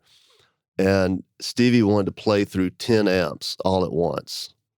It's like, if I can't drink, yeah, we're going to use a lot of amps. So Jim said it was an incredible challenge, and the buzz was just incredible. I mean, everything was just buzzing. Yeah. And so they actually built a lot of ground loops. Yes. Well, they built this cage out of chicken wire that Stevie would have to stand in. Oh, great. And stand a Faraday cage. Yeah, a Faraday cage. He built one that Stevie would have to stand in. It was the only way they could make these 10 amps, work. And they said it worked. I guess so. Man, I got to build a Faraday cage for the studio. Yeah. I'm dying to hear what that might sound like. Yeah. We did a guitar overdub the other day, and his guitar was buzzing, and so I'm like, well, let's find out. He'd reach over and touch certain pedals, and it would go away. And finally, it's like, all right, well, we don't need to know what it was, but if you're touching the pedal, it goes away. So one of the pedals had two outputs, and we were using one of them. So I just was like, all right, here you go, get ready for this. And I grabbed a second guitar cable, plugged it into the other output, and I was like, stick this down your pants. Totally. And so he sticks it. Yeah, there's a little bit of a sense of humor about it, but sticks it down the side so that it's touching, butt or whatever. And sure enough, buzz goes right away, and all of a sudden we're like, man, that guitar sounds so clean right now. That was awesome. I've seen people take a knife, like a kitchen, knife, and put a wire and just attach it to like a knob on their guitar or something. Same thing, just ground the guitar to your body. Yeah. And sometimes that works, Yeah, just don't get struck by lightning at the same time. No. All right, cool. So thanks for talking more about the drums. That's great. Yeah. I love that stuff. Let me back up and ask some more questions about some of these records you did. So Steel Drivers, again, everybody's in a circle. For recording like that, would you record the vocals at the same time? Or is it smart to do scratch vocals and then overdub harmonies, et cetera? Well, Gary Nichols was the lead singer at the time. He is a great singer. He took Chris Stapleton's place in that band. And, my recollection is that a large majority of that record were live vocals that he sang while they were tracking. They overdubbed backgrounds. I know that for sure. But I think a lot of the vocals were him singing and playing live. I mean, that we wanted to, that was the vibe we were going for, and he can do it. Yeah. 100%. And the background vocals sound great. They sound awesome. Like somebody's just singing there right next to them. And they did those here in Nashville. I didn't cut the backgrounds. I sent them the tracks, and Tammy and Mike, the bass player, they did the backgrounds up here and sent them to me, and I imported them, and then we mixed the record. But yeah, I think those were mostly live vocal takes, playing and singing live, which is a challenge. But it's you get something different, when you do it that way, and I think it obviously worked on that record. But I mean, there are no rules. I mean, there's if you don't have a singer like Gary Nichols that can absolutely do it, then you're going to be causing problems for yourself because the vocals then you might need to isolate that guy. You might need to isolate the vocalist. Yeah. So there's all kinds of ways you can do it. But, that was just a discussion we had up front. Like, hey, let's go for it as live as we can. You know?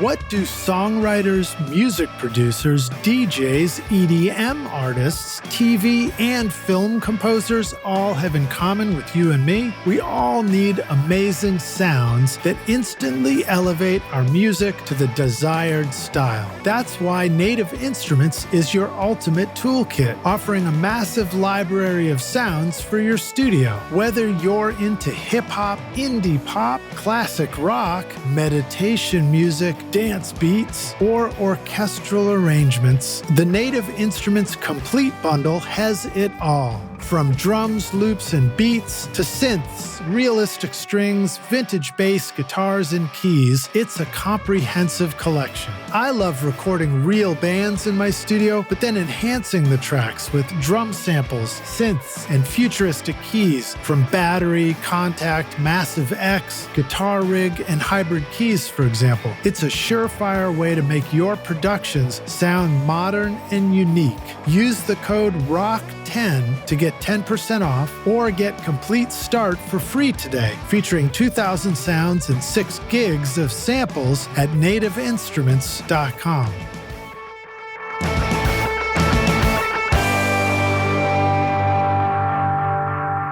And again, then that starts begging the question about if you're going to position everybody where you're thinking about your stereo mix and you want the vocals in the middle, then I guess you're putting the singer in the middle of the sound stage too. Yeah, to some degree. I mean, and I was going to point out that you mentioned stereo miking the acoustic. I did. And I thought that was clever because then you've got vocal in the center, but instead of a mono acoustic that's now competing for the vocal, it's also like a little bit wider than the vocal and opening up space. Yeah, it's an Audio-Technica mic that I still have. It's my go-to drum room mic. It's a AT4050 ST. And so it's 2 diaphragms already set up perfectly. You don't have to worry about setting up 2 mics and getting it in phase. And that was the mic I used on his acoustic. And you have to be careful with the placement. So it's kind of an XY. Yeah. And it's got a little switch on it where you can do 90 degrees or 120 or whatever the next. Cool. Yeah, so you can make it even wider. I don't remember which one I did, but it seemed to work for that record.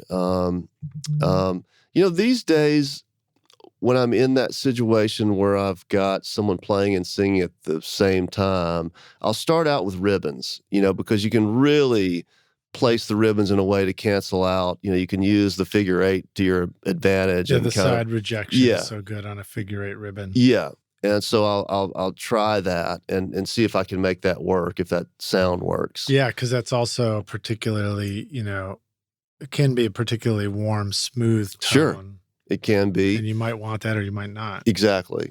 So, but in this scenario, the Audio-Technica stereo mic worked great, and I think he was singing through an AT4060, and I just set him up kind of in a line, as good as I got it all in phase, as good as I could. And right, so you don't necessarily want the vocal mic placed out a little bit and then the acoustic mic in closer, because then you got a phase thing going on. Yeah, you want to kind of try to line them up as good as you can, but you'll never get it perfectly in phase in that situation. You just kind of hope for get as close as you can, Yeah, I guess a way to think about it is, with 2 mics out there, your voice is going into one mic, but it's also going into the other.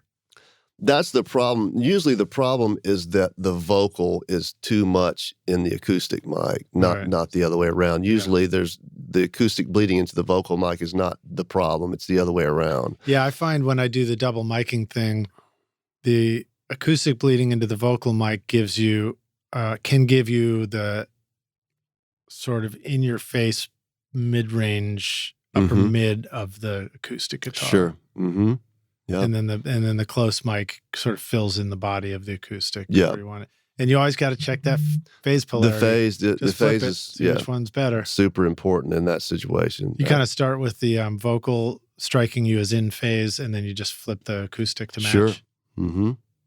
Yep. And then you just got to move them. Move them back and forth because.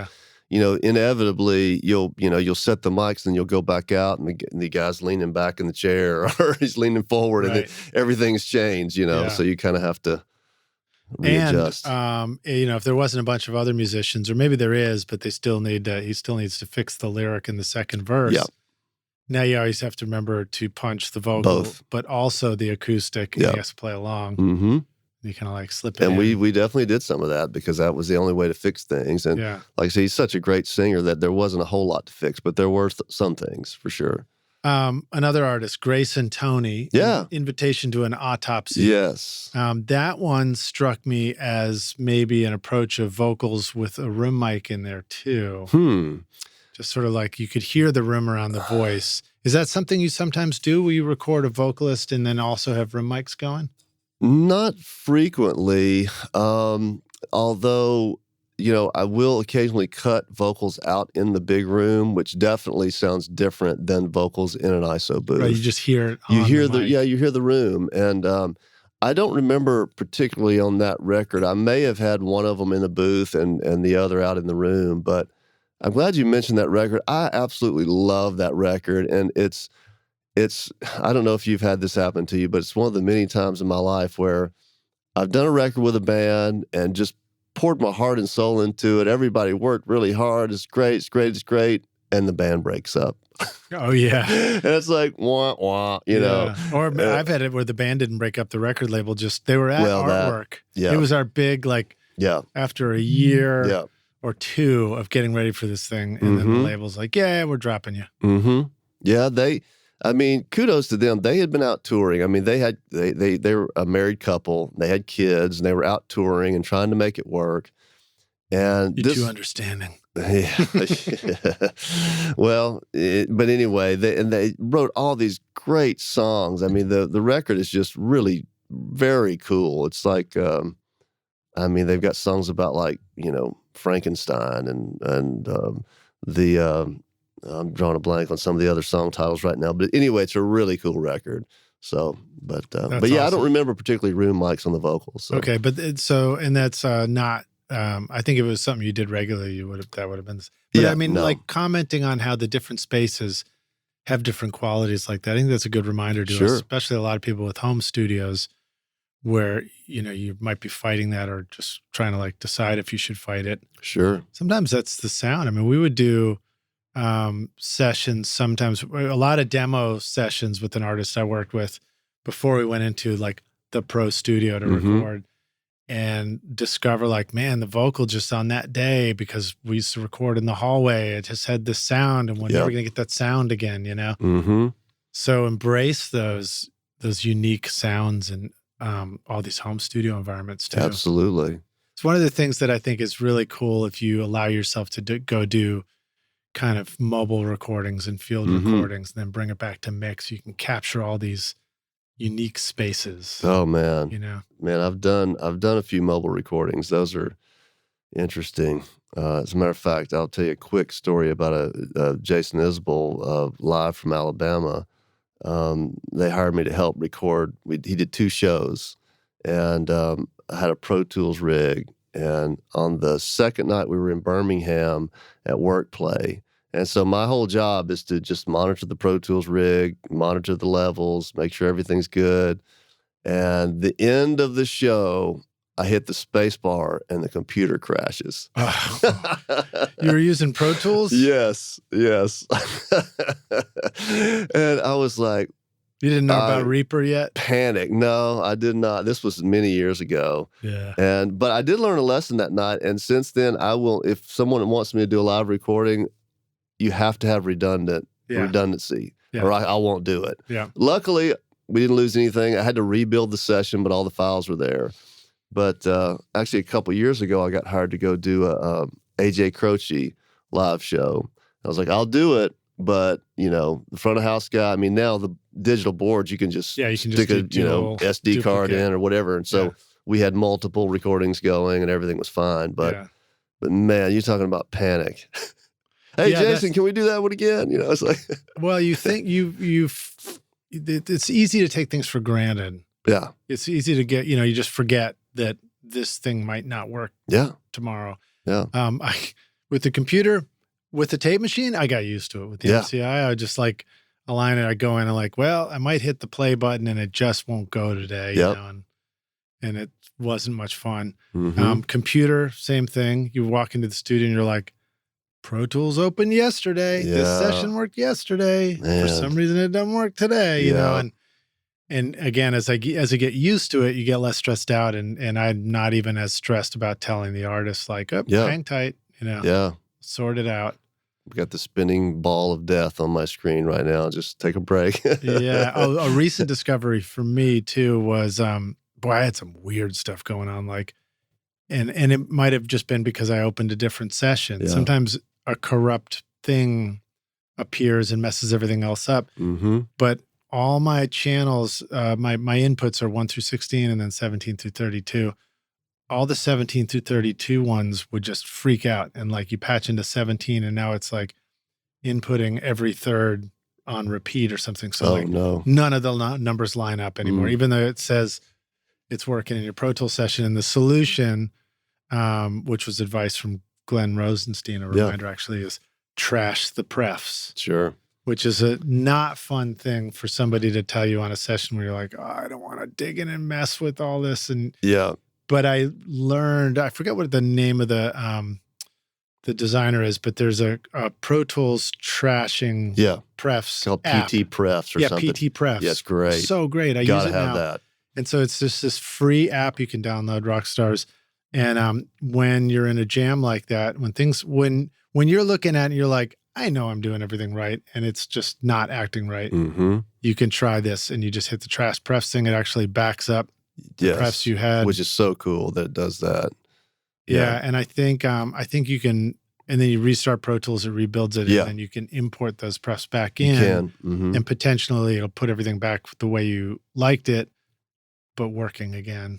The thing that I hate the most about that whole process is because you know how you can put your favorite plugins kind of at the top of the plugin list. Like if you hold down the command key and select it, then it'll put it like at the top. Yeah, but you can only do like a couple or something. No, you can do tons. Really? Absolutely. Give me that tip because I need that one. So you just it puts it above the search window. Yes, like you go like you're like before you even hit the search window for plugins, just hold down command key and go and click on whatever plugin you want to have on your favorites list. Then the next time you go back to the list, it'll just be at the top. So if you've really got like 5 to 10 that are your total favorites, you just put them right there. They'll always be there until you have to trash your preferences. Right. And then they go away and you have to do it again and again and again. It's all right. It's time for new favorites. Yeah. So, but I'm kind of digging the new, the search where you can just search for a plugin. I like that. And what's the new? Gosh, I'm drawing a blank on the software that's integrating with Pro Tools now, where you can have all the quick keys. And Andrew Sheps has been promoting. Oh yeah, SoundFlow. SoundFlow, where you can actually. I just coded in a whole new macro. I was like, all right, let's just figure it out. And do it. It's a little bit of a brain twister, but I was like, you can figure this out. I paused. It wasn't that hard. I mean, it took me a minute, but like I have a whole routine of button clicks that I do when I'm comping vocals. Sure. And I was like, this is stupid. I'm just trying to be really good at doing 10 button clicks real fast. I'm like, why don't I just make it one button click? Yeah. Those things are great. And I'm really trying to get into those kind of time-saving, features because, I mean, when you do what I do for a living and you're on a computer all the time, the fewer clicks you can do makes a huge difference. Yeah. In the way I feel at the end of the day. I mean, it does. And like with the SoundFlow, there's a shortcut. I think it's like Control Shift and the F1 through whatever keys. Like if you want to put a plugin on slot 1, you can do like Control Shift F1, and all of a sudden SoundFlow brings up a window and you can search, Massenburg EQ or whatever you're looking for, and it'll find the plugin and load it. Oh, that's great. Without clicking anything. Yeah. So, and if you want to put it in slot 2, you use F2 and Control Shift F2, I think. So, I mean, those are huge things. Yeah. I mean, that's several clicks that I didn't have to do with a mouse, and I love it. Yeah, and in my experience, I always like writing my own too, because inevitably there's something that I do that's my little trick or something, and then and the way that I find it's helpful is study what your hands are doing. Sure. Think about it for a second. And I realized I was like, my right hand would be on the trackball, and every time I did it, I'd have to do a click where I take my hand off the trackball and move to another key, and then I'd have to look down. Yeah. And that's a big one. Looking up and down really slows me down. Yeah. So just to reiterate, Rockstars, in case you weren't following this, SoundFlow is a macro app that you can install, and you can integrate it with your Stream Deck, and which gives you little colorful buttons with graphics on it. Yeah.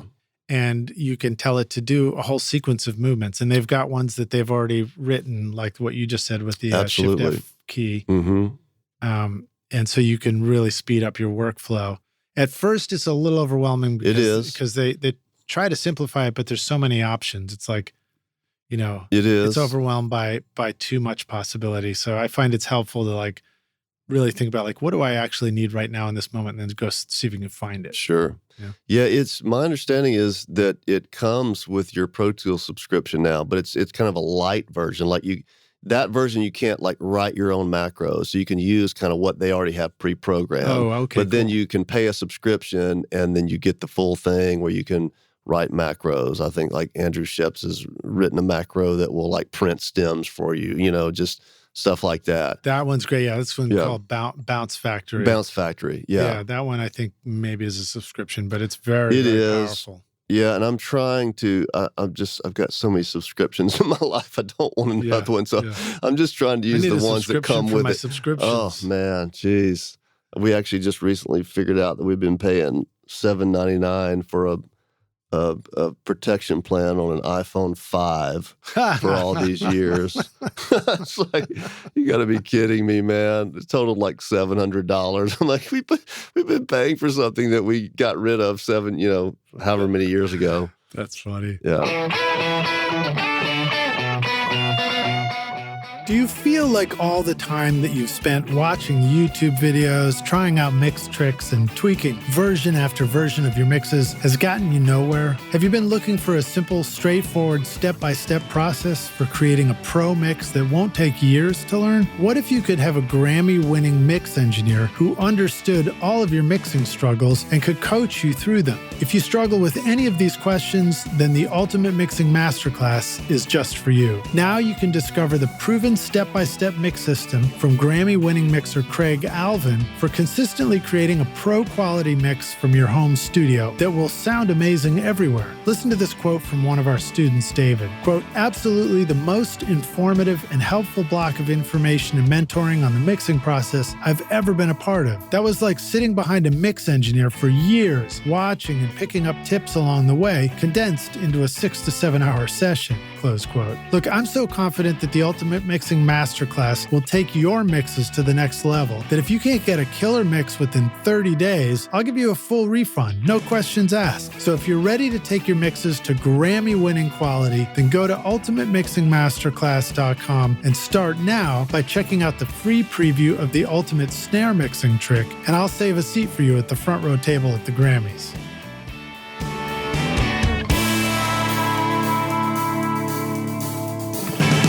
All right, so you got time for a few more questions? Absolutely. All right, cool. So the Dead South Fat Little Killer Boy, yeah. What a name, starts with a slightly echoey banjo. I think a echo vocal then comes in too. Okay. But it made me think about,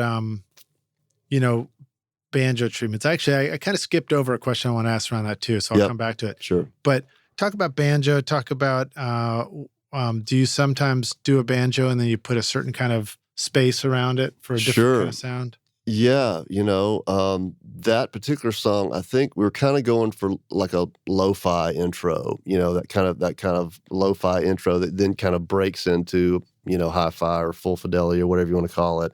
So, yeah, I don't remember what I did it particularly, but I'm sure Let's I just kind of nut-fi. Mixed nuts.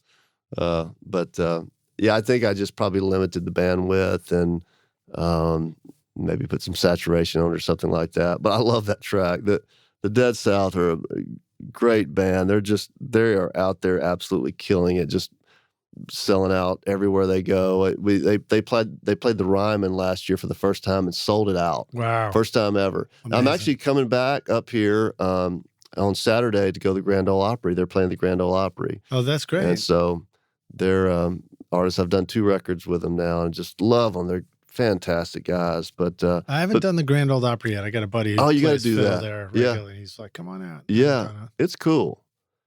But anyway, your question was banjo. So yeah, banjo is a little bit like mandolin in a sense that most of the time you're kind of miking it down below the instrument. I guess the sound kind of the sound kind of comes out of the holes around the drum head. I mean, you don't have to do it. I've put it up kind of more like I would mic an acoustic guitar sometimes, but generally you kind of start in that area. And, you're just looking for some, I mean, banjos are, obviously they're bright, Yeah. and so you're looking for something that doesn't necessarily accentuate that, Have you heard a real variety of banjos and realized that all the banjos just start out sounding very different from each Yeah, other? and how they play it, there's different techniques. I mean, if you're playing like traditional banjo with the steel picks, I mean, it's going to be 5 very finger, bright. Yeah. But if you're doing like a claw hammer thing, it's completely different, Right. and it's not near as bright. And so sometimes you actually have to brighten those up, to have them cut through the track. All right. Small diaphragm versus large diaphragm microphones. In general? Well, specifically, like the question I was asking around the Dead South, recording an acoustic ensemble. Mm-hmm. And steel drivers actually. Yeah. Is just that question of like which mics are we bringing out for these different instruments? Yeah. Is it always back and forth for every instrument, or are there some where you're more likely to be doing a small or a large? Pretty much always used small diaphragms on mandolins. Actually, I have used I've got a ribbon mic that I like on mandolins sometimes, which is the Masanovic. I can't remember the model number, but they work well on banjos. Mandolins. But typically, it's small diaphragm on mandolins. On acoustic guitar, generally, I use small diaphragms. I recently got some Neumann Gefell M582s Mm-hmm. that I love on acoustic guitar. Actually, Craig Alvin turned me on to those, and they're incredible on acoustic guitar. Are they older mic or a newer one? They're old, like 60s, and they're small diaphragm tube mics. Right on. And they sound great on acoustic guitar. And so I'll use those on acoustic a lot. Like we were talking about earlier, the steel drivers, I used a large diaphragm on Gary because that was the only stereo mic I had that was, Right. And so I wanted, and it worked fine. So like how would you describe the sonic quality difference between large diaphragm and small diaphragm on these acoustic instruments? What do you hear typically? Gosh, that's a tough question. I'm not really sure. I mean, since I got the Neumann, the Gefell, the M582s, I've actually used them on vocals several times recently, and it sounded fantastic. And that's the small diaphragm. That's the small diaphragm. I'd never really done that much. I'd heard of people using small diaphragms on vocals, and I tried it and really loved it. You do have to be careful because you can get more kind of plosives, I guess. Right. And so I would kind of angle the mic down at their mic a little bit. I mean, at their mouth a little bit. And to try to prevent that, but I mean, I guess they say that the small diaphragms in general kind of pick up the transients better than large diaphragms. So if you're looking for that, you could pick it. But I found I've enjoyed switching back to small diaphragms for my overheads on drums for a while, because what I realized that I liked about it was it made the cymbals sound a little thinner and sizzlier. Sure. Where I could like tuck them back in the mix. Mm-hmm. Large diaphragms in those situations are great if I want that to be the whole drum sound. Exactly. But when I wanted to have some, cymbal mics just sort of kind of just be cymbals and I could tuck them in against the rest of it. Totally. That seemed like a cool way to do it. Yeah. And then like large diaphragms on acoustics sound very full. And would you say that they're really useful if it's the only instrument going, or if you want a finger pick part that sounds like sort of big and rich and dark? Yeah, that's the main thing. Yeah, if you want something just strumming in the background of a heavy track with drums and bass and electric guitars, small diaphragms totally the way to go, because then you hear that high without then wanting to go in and have to EQ it to pull it out of the other mic. 100%. Yeah. But I mean, if it's the feature and it's you want it to be big, then maybe you do pick a large diaphragm, and let it be more. And then full. Do you ever do the double mic trick where you do a small and a large right next to each other, and then you can blend them almost like it's your EQ?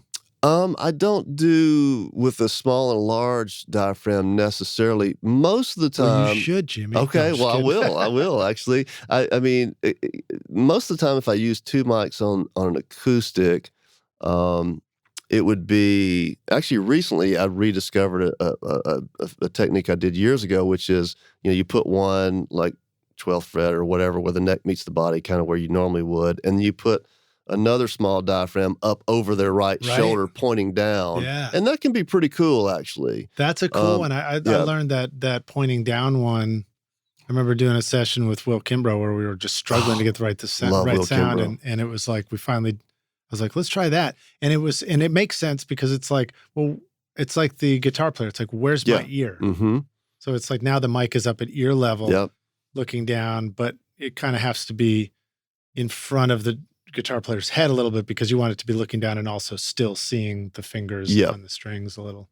Yeah, yeah. So if I'm going to stereo mic and acoustic, I'll do that, or I'll just do an XY. Just, I don't really like the space pair in front of an acoustic that much. I don't feel like I can get either mic in the right spot. I mean, I've done it, but it just, and honestly, 9 times out of 10, I'm just going to put one mic on an acoustic. It just, there's no phase issues, and just find the sweet spot. And I've recorded an acoustic guitar probably more than any other instrument because I started out as, I was the staff engineer at Fame for their publishing company. So my days were spent doing songwriter demos, I mean, Jason Isbell would walk in with his acoustic guitar and I would mic him up and he'd play all the songs he had written the last month. And, Would you agree that that good reason to do the stereo is to move the guitar out of the center so that if it's just guitar and voice? Sure. So that you've got a little bit of space for the voice and a little bit of width on the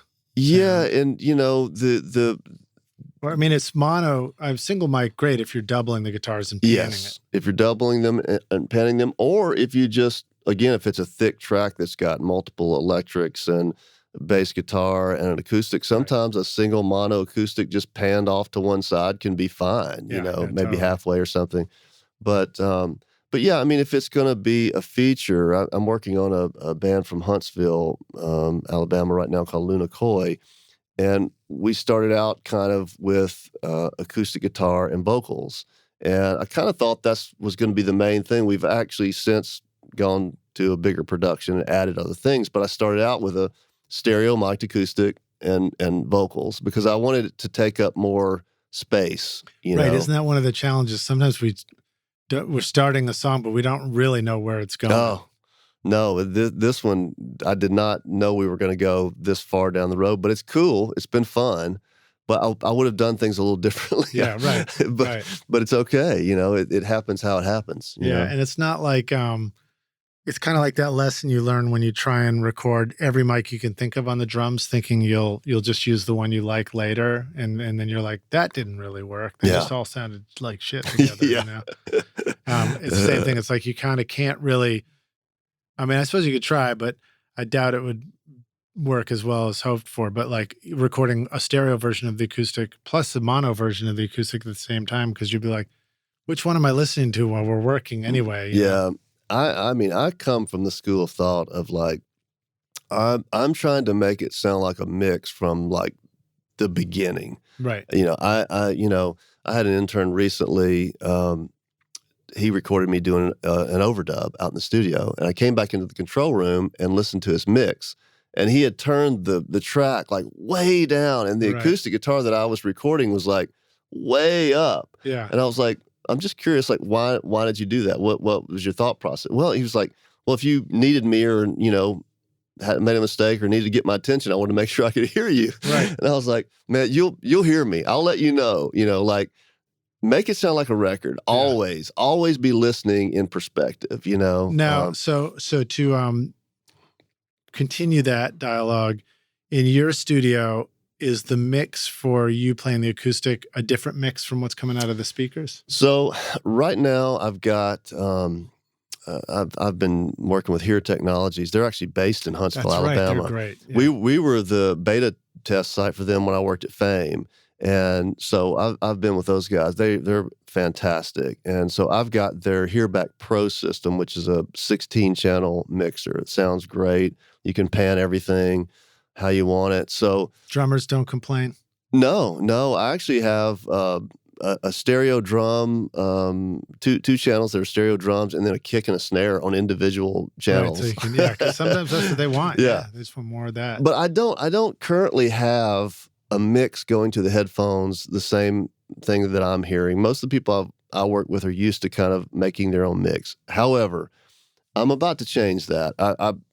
I see the logic and the reasoning behind having, just a knob you can turn up, like this is everything. This is the mix. And then if you want more me, and and actually most Nashville musicians prefer it that way. And I've done a couple sessions recently, and I've got one coming up. We're actually going to do a day on Shenandoah. They're Shenandoah's cutting a new record, and so I want to have that option, And so I'm just trying to decide how to implement it, honestly, because I'm monitored through the console. The ADB is a split console, so that means the left side is all input and the right side is the monitoring section. So the mix that I'm hearing is on the monitoring section of the ADB. So I'm trying to think of the best way to just kind of give that. When you say that I'm hearing, you mean the musician or the engineer? Me, the enginener in the control room. Yeah. The musicians are hearing just sends. Yeah, the sends. The board. Mm-hmm. Yeah. I mean, I think I know. So mine is often whatever's coming out of the speakers is what's going out to the other room. Mm-hmm. And so in those situations, which are common, I think, for a lot of home studios too, mm-hmm. it's true that a musician might need to hear it louder in the headphones. Mm-hmm. And so I think it can be common that people are instinctively cranking up the overdub. I mean, like so many vocalists I work with, I'm just like, sure, you can have it as loud as you want. Yeah. It doesn't sound like a mix to me in here yet. But I agree with you. I prefer to hear it like a mix in the control room because you're trying to get it to the finished thing. Yeah. I mean, there's so many decisions you would make differently if the thing's turned down and it's more like a mix, you might be more inclined to go, that sounds great. Sure. But when it's cranked up and it's under a microscope, you might be inclined to go, oh, I heard that's weird. That doesn't sound right. Do it again, mm-hmm. Stuff like that. Yeah. And I know, like for me, as a musician out there, like on an acoustic particularly, mm-hmm. there's times where I'm like, oh, I really need to hear a lot of this in the headphones for it to make sense to me. Yeah, I think the best scenario is to have, if you have the abilities to send a mix of everything and then have more me's where people can turn themselves up as they need, that's really the best scenario. I just haven't implemented that yet, but I'm going to. Oh, well, so I'll continue on that some more because I think it's so important too. Because super important. It took me a long, I don't know how long it took, but it felt like it took me a while to learn this. Like, and my first mentor, Brad Jones, was trying to teach it to me right away at the beginning. Is like, the very first move, it's like, sure, you can work on the sounds, but the very first move is get all the musicians comfy in their headphones. Totally. They need to start playing. Totally. Took me a while to learn that lesson. I have got so much work over the years from musicians that had a great experience in my studio. You mentioned Will McFarlane earlier. Will's a great guitar player that I work with a lot. And he's recommended my studio and brought a lot of people to my studio over the years because we take care of the musicians. We want to make sure they've got what they need and they're hearing well. And, you give a musician a great headphone mix, they're going to have a positive experience. Yeah, and when you put yourself out there as a musician, it's like, duh. Yep. You're like, of course, I'm trying to play a thing. Mm-hmm. And if you can't feel it and hear it, you can't play it. No. But what was I going to say about that? What I was going to continue was just the other discovery for me was, you've got the more me thing against the stereo mix that's coming from the control room. Right. But then you also have the scenario where you're playing the electric guitar and you're standing next to the drummer, mm-hmm. which is a great way to play and record as a band because everybody, you're feeling it in the chest and you mm-hmm. can see each other. Mm-hmm. But when you're out there, you realize, wow, we really don't need a lot of drums in the headphones because it's too much. And vocals. Vocals. Nobody else wants to hear the vocalist as loud as the vocalist wants to hear themselves.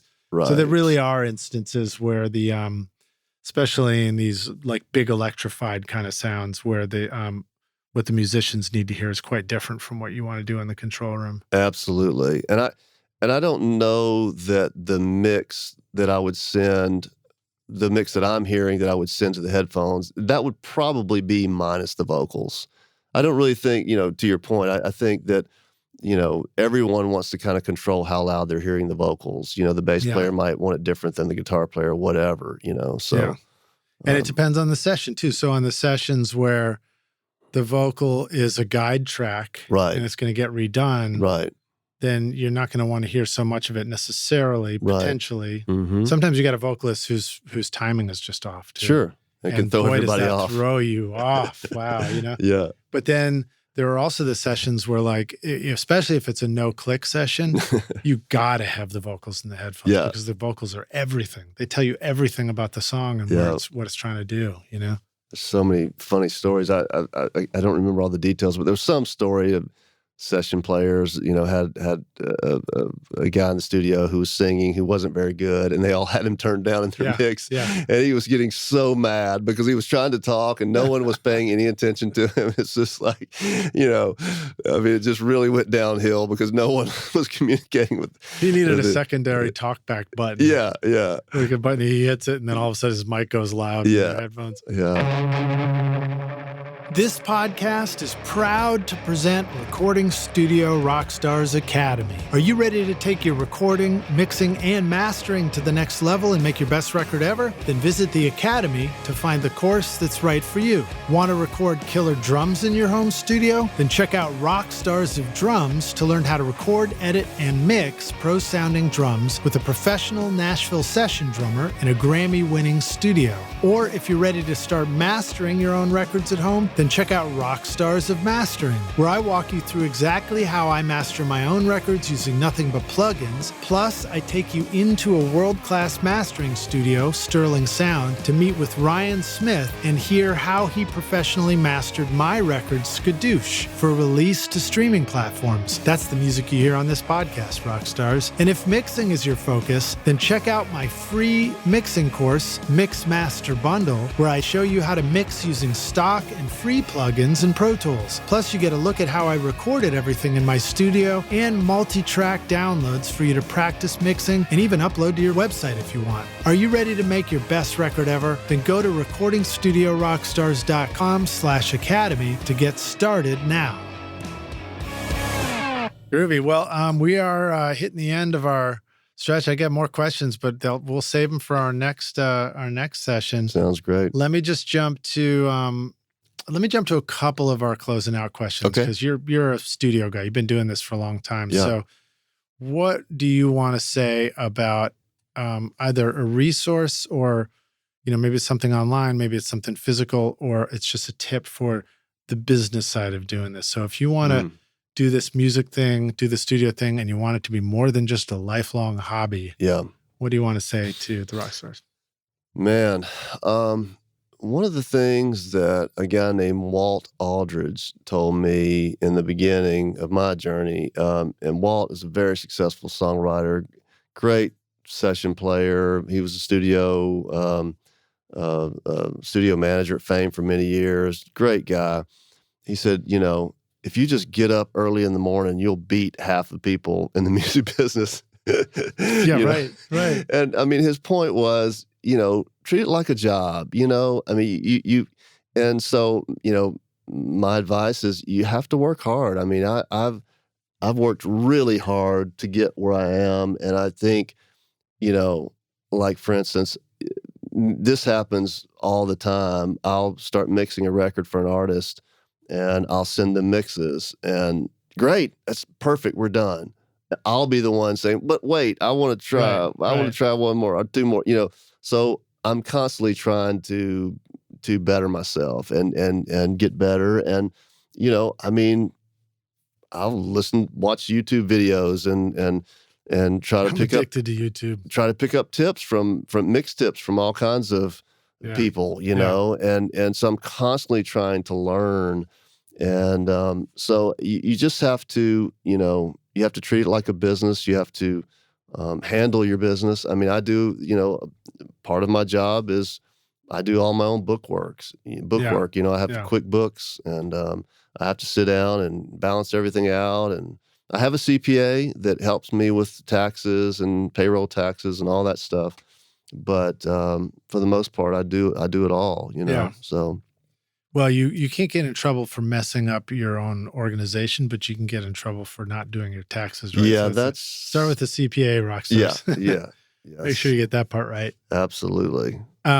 Okay, cool. How about a tip or a resource for the organizational side of things? So, like, one of the hard things about doing a studio is, how do you keep your shit together? Organizational, like you mean in terms of whatever comes to mind for you. Okay. Whatever you feel like. Well, I mean, actually, you and I had a conversation when I first got here. You were showing me your studio. We're talking about leaving things set up. So my studio, 95% of the time is people coming to my studio to work with me. There are usually 3, 4, 5 times a year that I'll rent the studio out to other producers and engineers. And at that point, we'll kind of reset things and take mics down and start from scratch. But I pretty much keep everything mic'd up. My piano's mic'd up. The Hammond organ's mic'd up. The drums, everything's pretty ready to go. So I don't have to spend a lot of time reinventing the wheel every time I work. Yeah. So that works for me. That's not going to work at Blackbird. I mean, they're going to have a whole different set of people in there every week or whatever their turnover is. So, but that works for me, and it helps me, maximize my time. I don't want to have to start from scratch every time. Yeah. So that's what comes to mind when you say organization in the studio. Just having things ready to go. I agree. I'm doing more of that now, and one of the things that helps me do that is by having enough mic preamps, enough mics and enough mic preamps. It's actually to me, it's the most compelling reason to have, 32 inputs into my Pro Tools. It's not because I need to record 32 instruments, or it's not because I need 32 mics on a drum set or anything. Right. It's just that I can leave the drums set up, leave the bass, leave the guitars, have the organ going, have the piano going. Absolutely. And then because it gives you that ability to just say, like, oh, I've got an idea for a piano part, and go do it. Done. Instead of going in there and spending, you run out of juice just setting up the mics, and then by the time you get ready to do the piano, you're like, I don't know what I was thinking. Absolutely. Or you just go, it's not set up. Yeah. No, it works. I enjoy that. I wouldn't want to have to go grab mics, grab stands, grab chords, and every time I want to do a piano overdub, I know what I like on the piano. It stays set up and it's ready to go. Yeah. All right. Then now this last question is our hypothetical one. We're going to take the Wayback Studio machine. You get to go back in time and find young Jimmy with this 4-track. And you say, listen, dude, I've come back to give you this one bit of advice. Here's the single most important thing you need to know to be a rock star of the studio yourself one day. What advice do you want to go back and give yourself if you could? Oh, man. Stop, or not stop, but don't worry so much about what other people think. Yeah. Relax. What about me? Do you worry about what I think? Yes. That's my problem. I worry about what you think, man. Well, it's like, our job is based around wanting people to like what we do. Yeah. I want you to like my mixes. I want you to like my studio, all that stuff. Do we ever like what we do? Yes. There are things, there are things that I've done over the years that I love. I mean, some of the stuff that I sent you on the Spotify playlist are things that I go, hey, that's a good record. I did a good job. It all came together, whatever. But wait, was I supposed to listen to that song? No, you weren't. Yeah. What about when you like it? Do you like it right away after you do it, or do you notice that thing where 6 months later you listen to it and you're like, oh, that's right, Yeah, it happens different ways. I mean, sometimes, by the time you get to the end of a record, for instance, you're kind of sick of hearing it. And a lot of times I lose perspective, I don't know if it's good anymore, But then sometimes you can have an experience where you hear it, 6 months later and go, wow, that's pretty cool, it's a good record, Yeah. So, I find it helps to have that window of time where you forget what you did. Sure. And also I think it's inherent that we don't like stuff because it's the very nature of doing a thing and then trying to improve on that thing means you automatically are like, how can I make that thing better? Sure. So when we're working on it, we're just like always like looking for where's the next fix. Mm-hmm. We're just fixated on like making a change. Yeah, and it's, it all comes down to emotion, and I'm trying to just hammer this into my own head, but I mean, that's at the end of the day, that's all we're trying to do is play somebody a song and have them feel happy or sad or want to dance or whatever, I mean, that's everything we should do should be in service of that. And it's easy to go down these rabbit holes of chasing snare sounds and things like that just don't matter at the end of the day, know? And so I try to keep that as my focus, but it's hard because, I think as engineers, we're kind of part scientists and we like the tweaky stuff and the technical side, and you can go down that road, and sometimes that's the road you need to go down. But at the end, you got to be able to, play that mix for somebody and watch their body language and, kind of read between the lines of their comments and see really what they think, Yeah. Well, I think it's good to go down the mad scientist thing on our own time too. So that it's like when it's time to just capture emotion. Sure. We already know that if we, change the snare mic from blue to orange, it's going to solve it real quick. Yeah. We just do it. Absolutely. Well, Jimmy, it's great to have you on the podcast, man. Thanks so much for coming up and hanging. Rockstars, he drove all the way up from Muscle Shoals to Pod Damn It Studio here just so that he could be here in person and listen to the Toy Box speakers. I wanted to come see your place, man. Well, so let the Rockstars know, where should they go to connect with you, learn more about you and your work, and what if they're ready to come down to the Shoals and make their next record? Yeah, I've got a fairly new website it's just the NuttHouse.com. Nut is with 2 T's, so TheNuttHouse.com.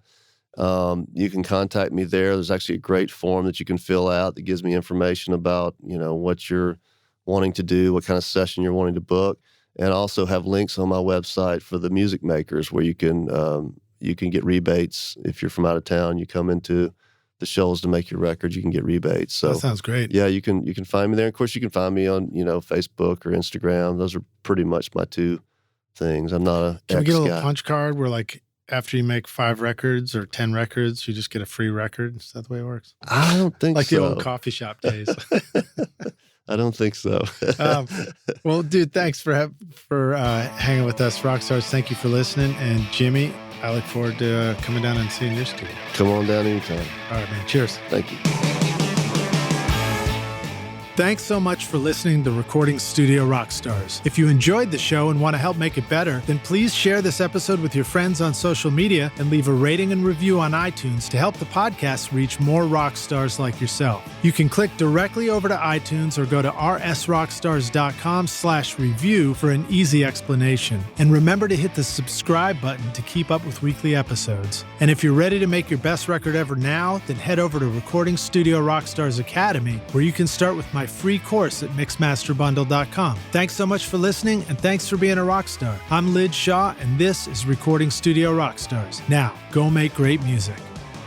Recording Studio Rockstars would like to give a big thank you to our awesome sponsors who help make this episode possible: Grace Design, Atom Audio, Native Instruments, and Isotope. And remember, at isotope.com and nativeinstruments.com, use the coupon code ROCK10 for 10% off any plug-in purchase. If you enjoyed Recording Studio Rockstars, please check out our sponsors using the links in our show notes, because it's a great way to help support this show. These are all things I highly recommend for your studio. They're going to help you make your best record ever. I would also like to thank our fantastic team here at Recording Studio Rockstars: Vlad Weselchenko, Braden Stremming, and Liz Hulitskaya. Thanks so much for listening, Rockstars, and we'll see you in the next episode. Cheers.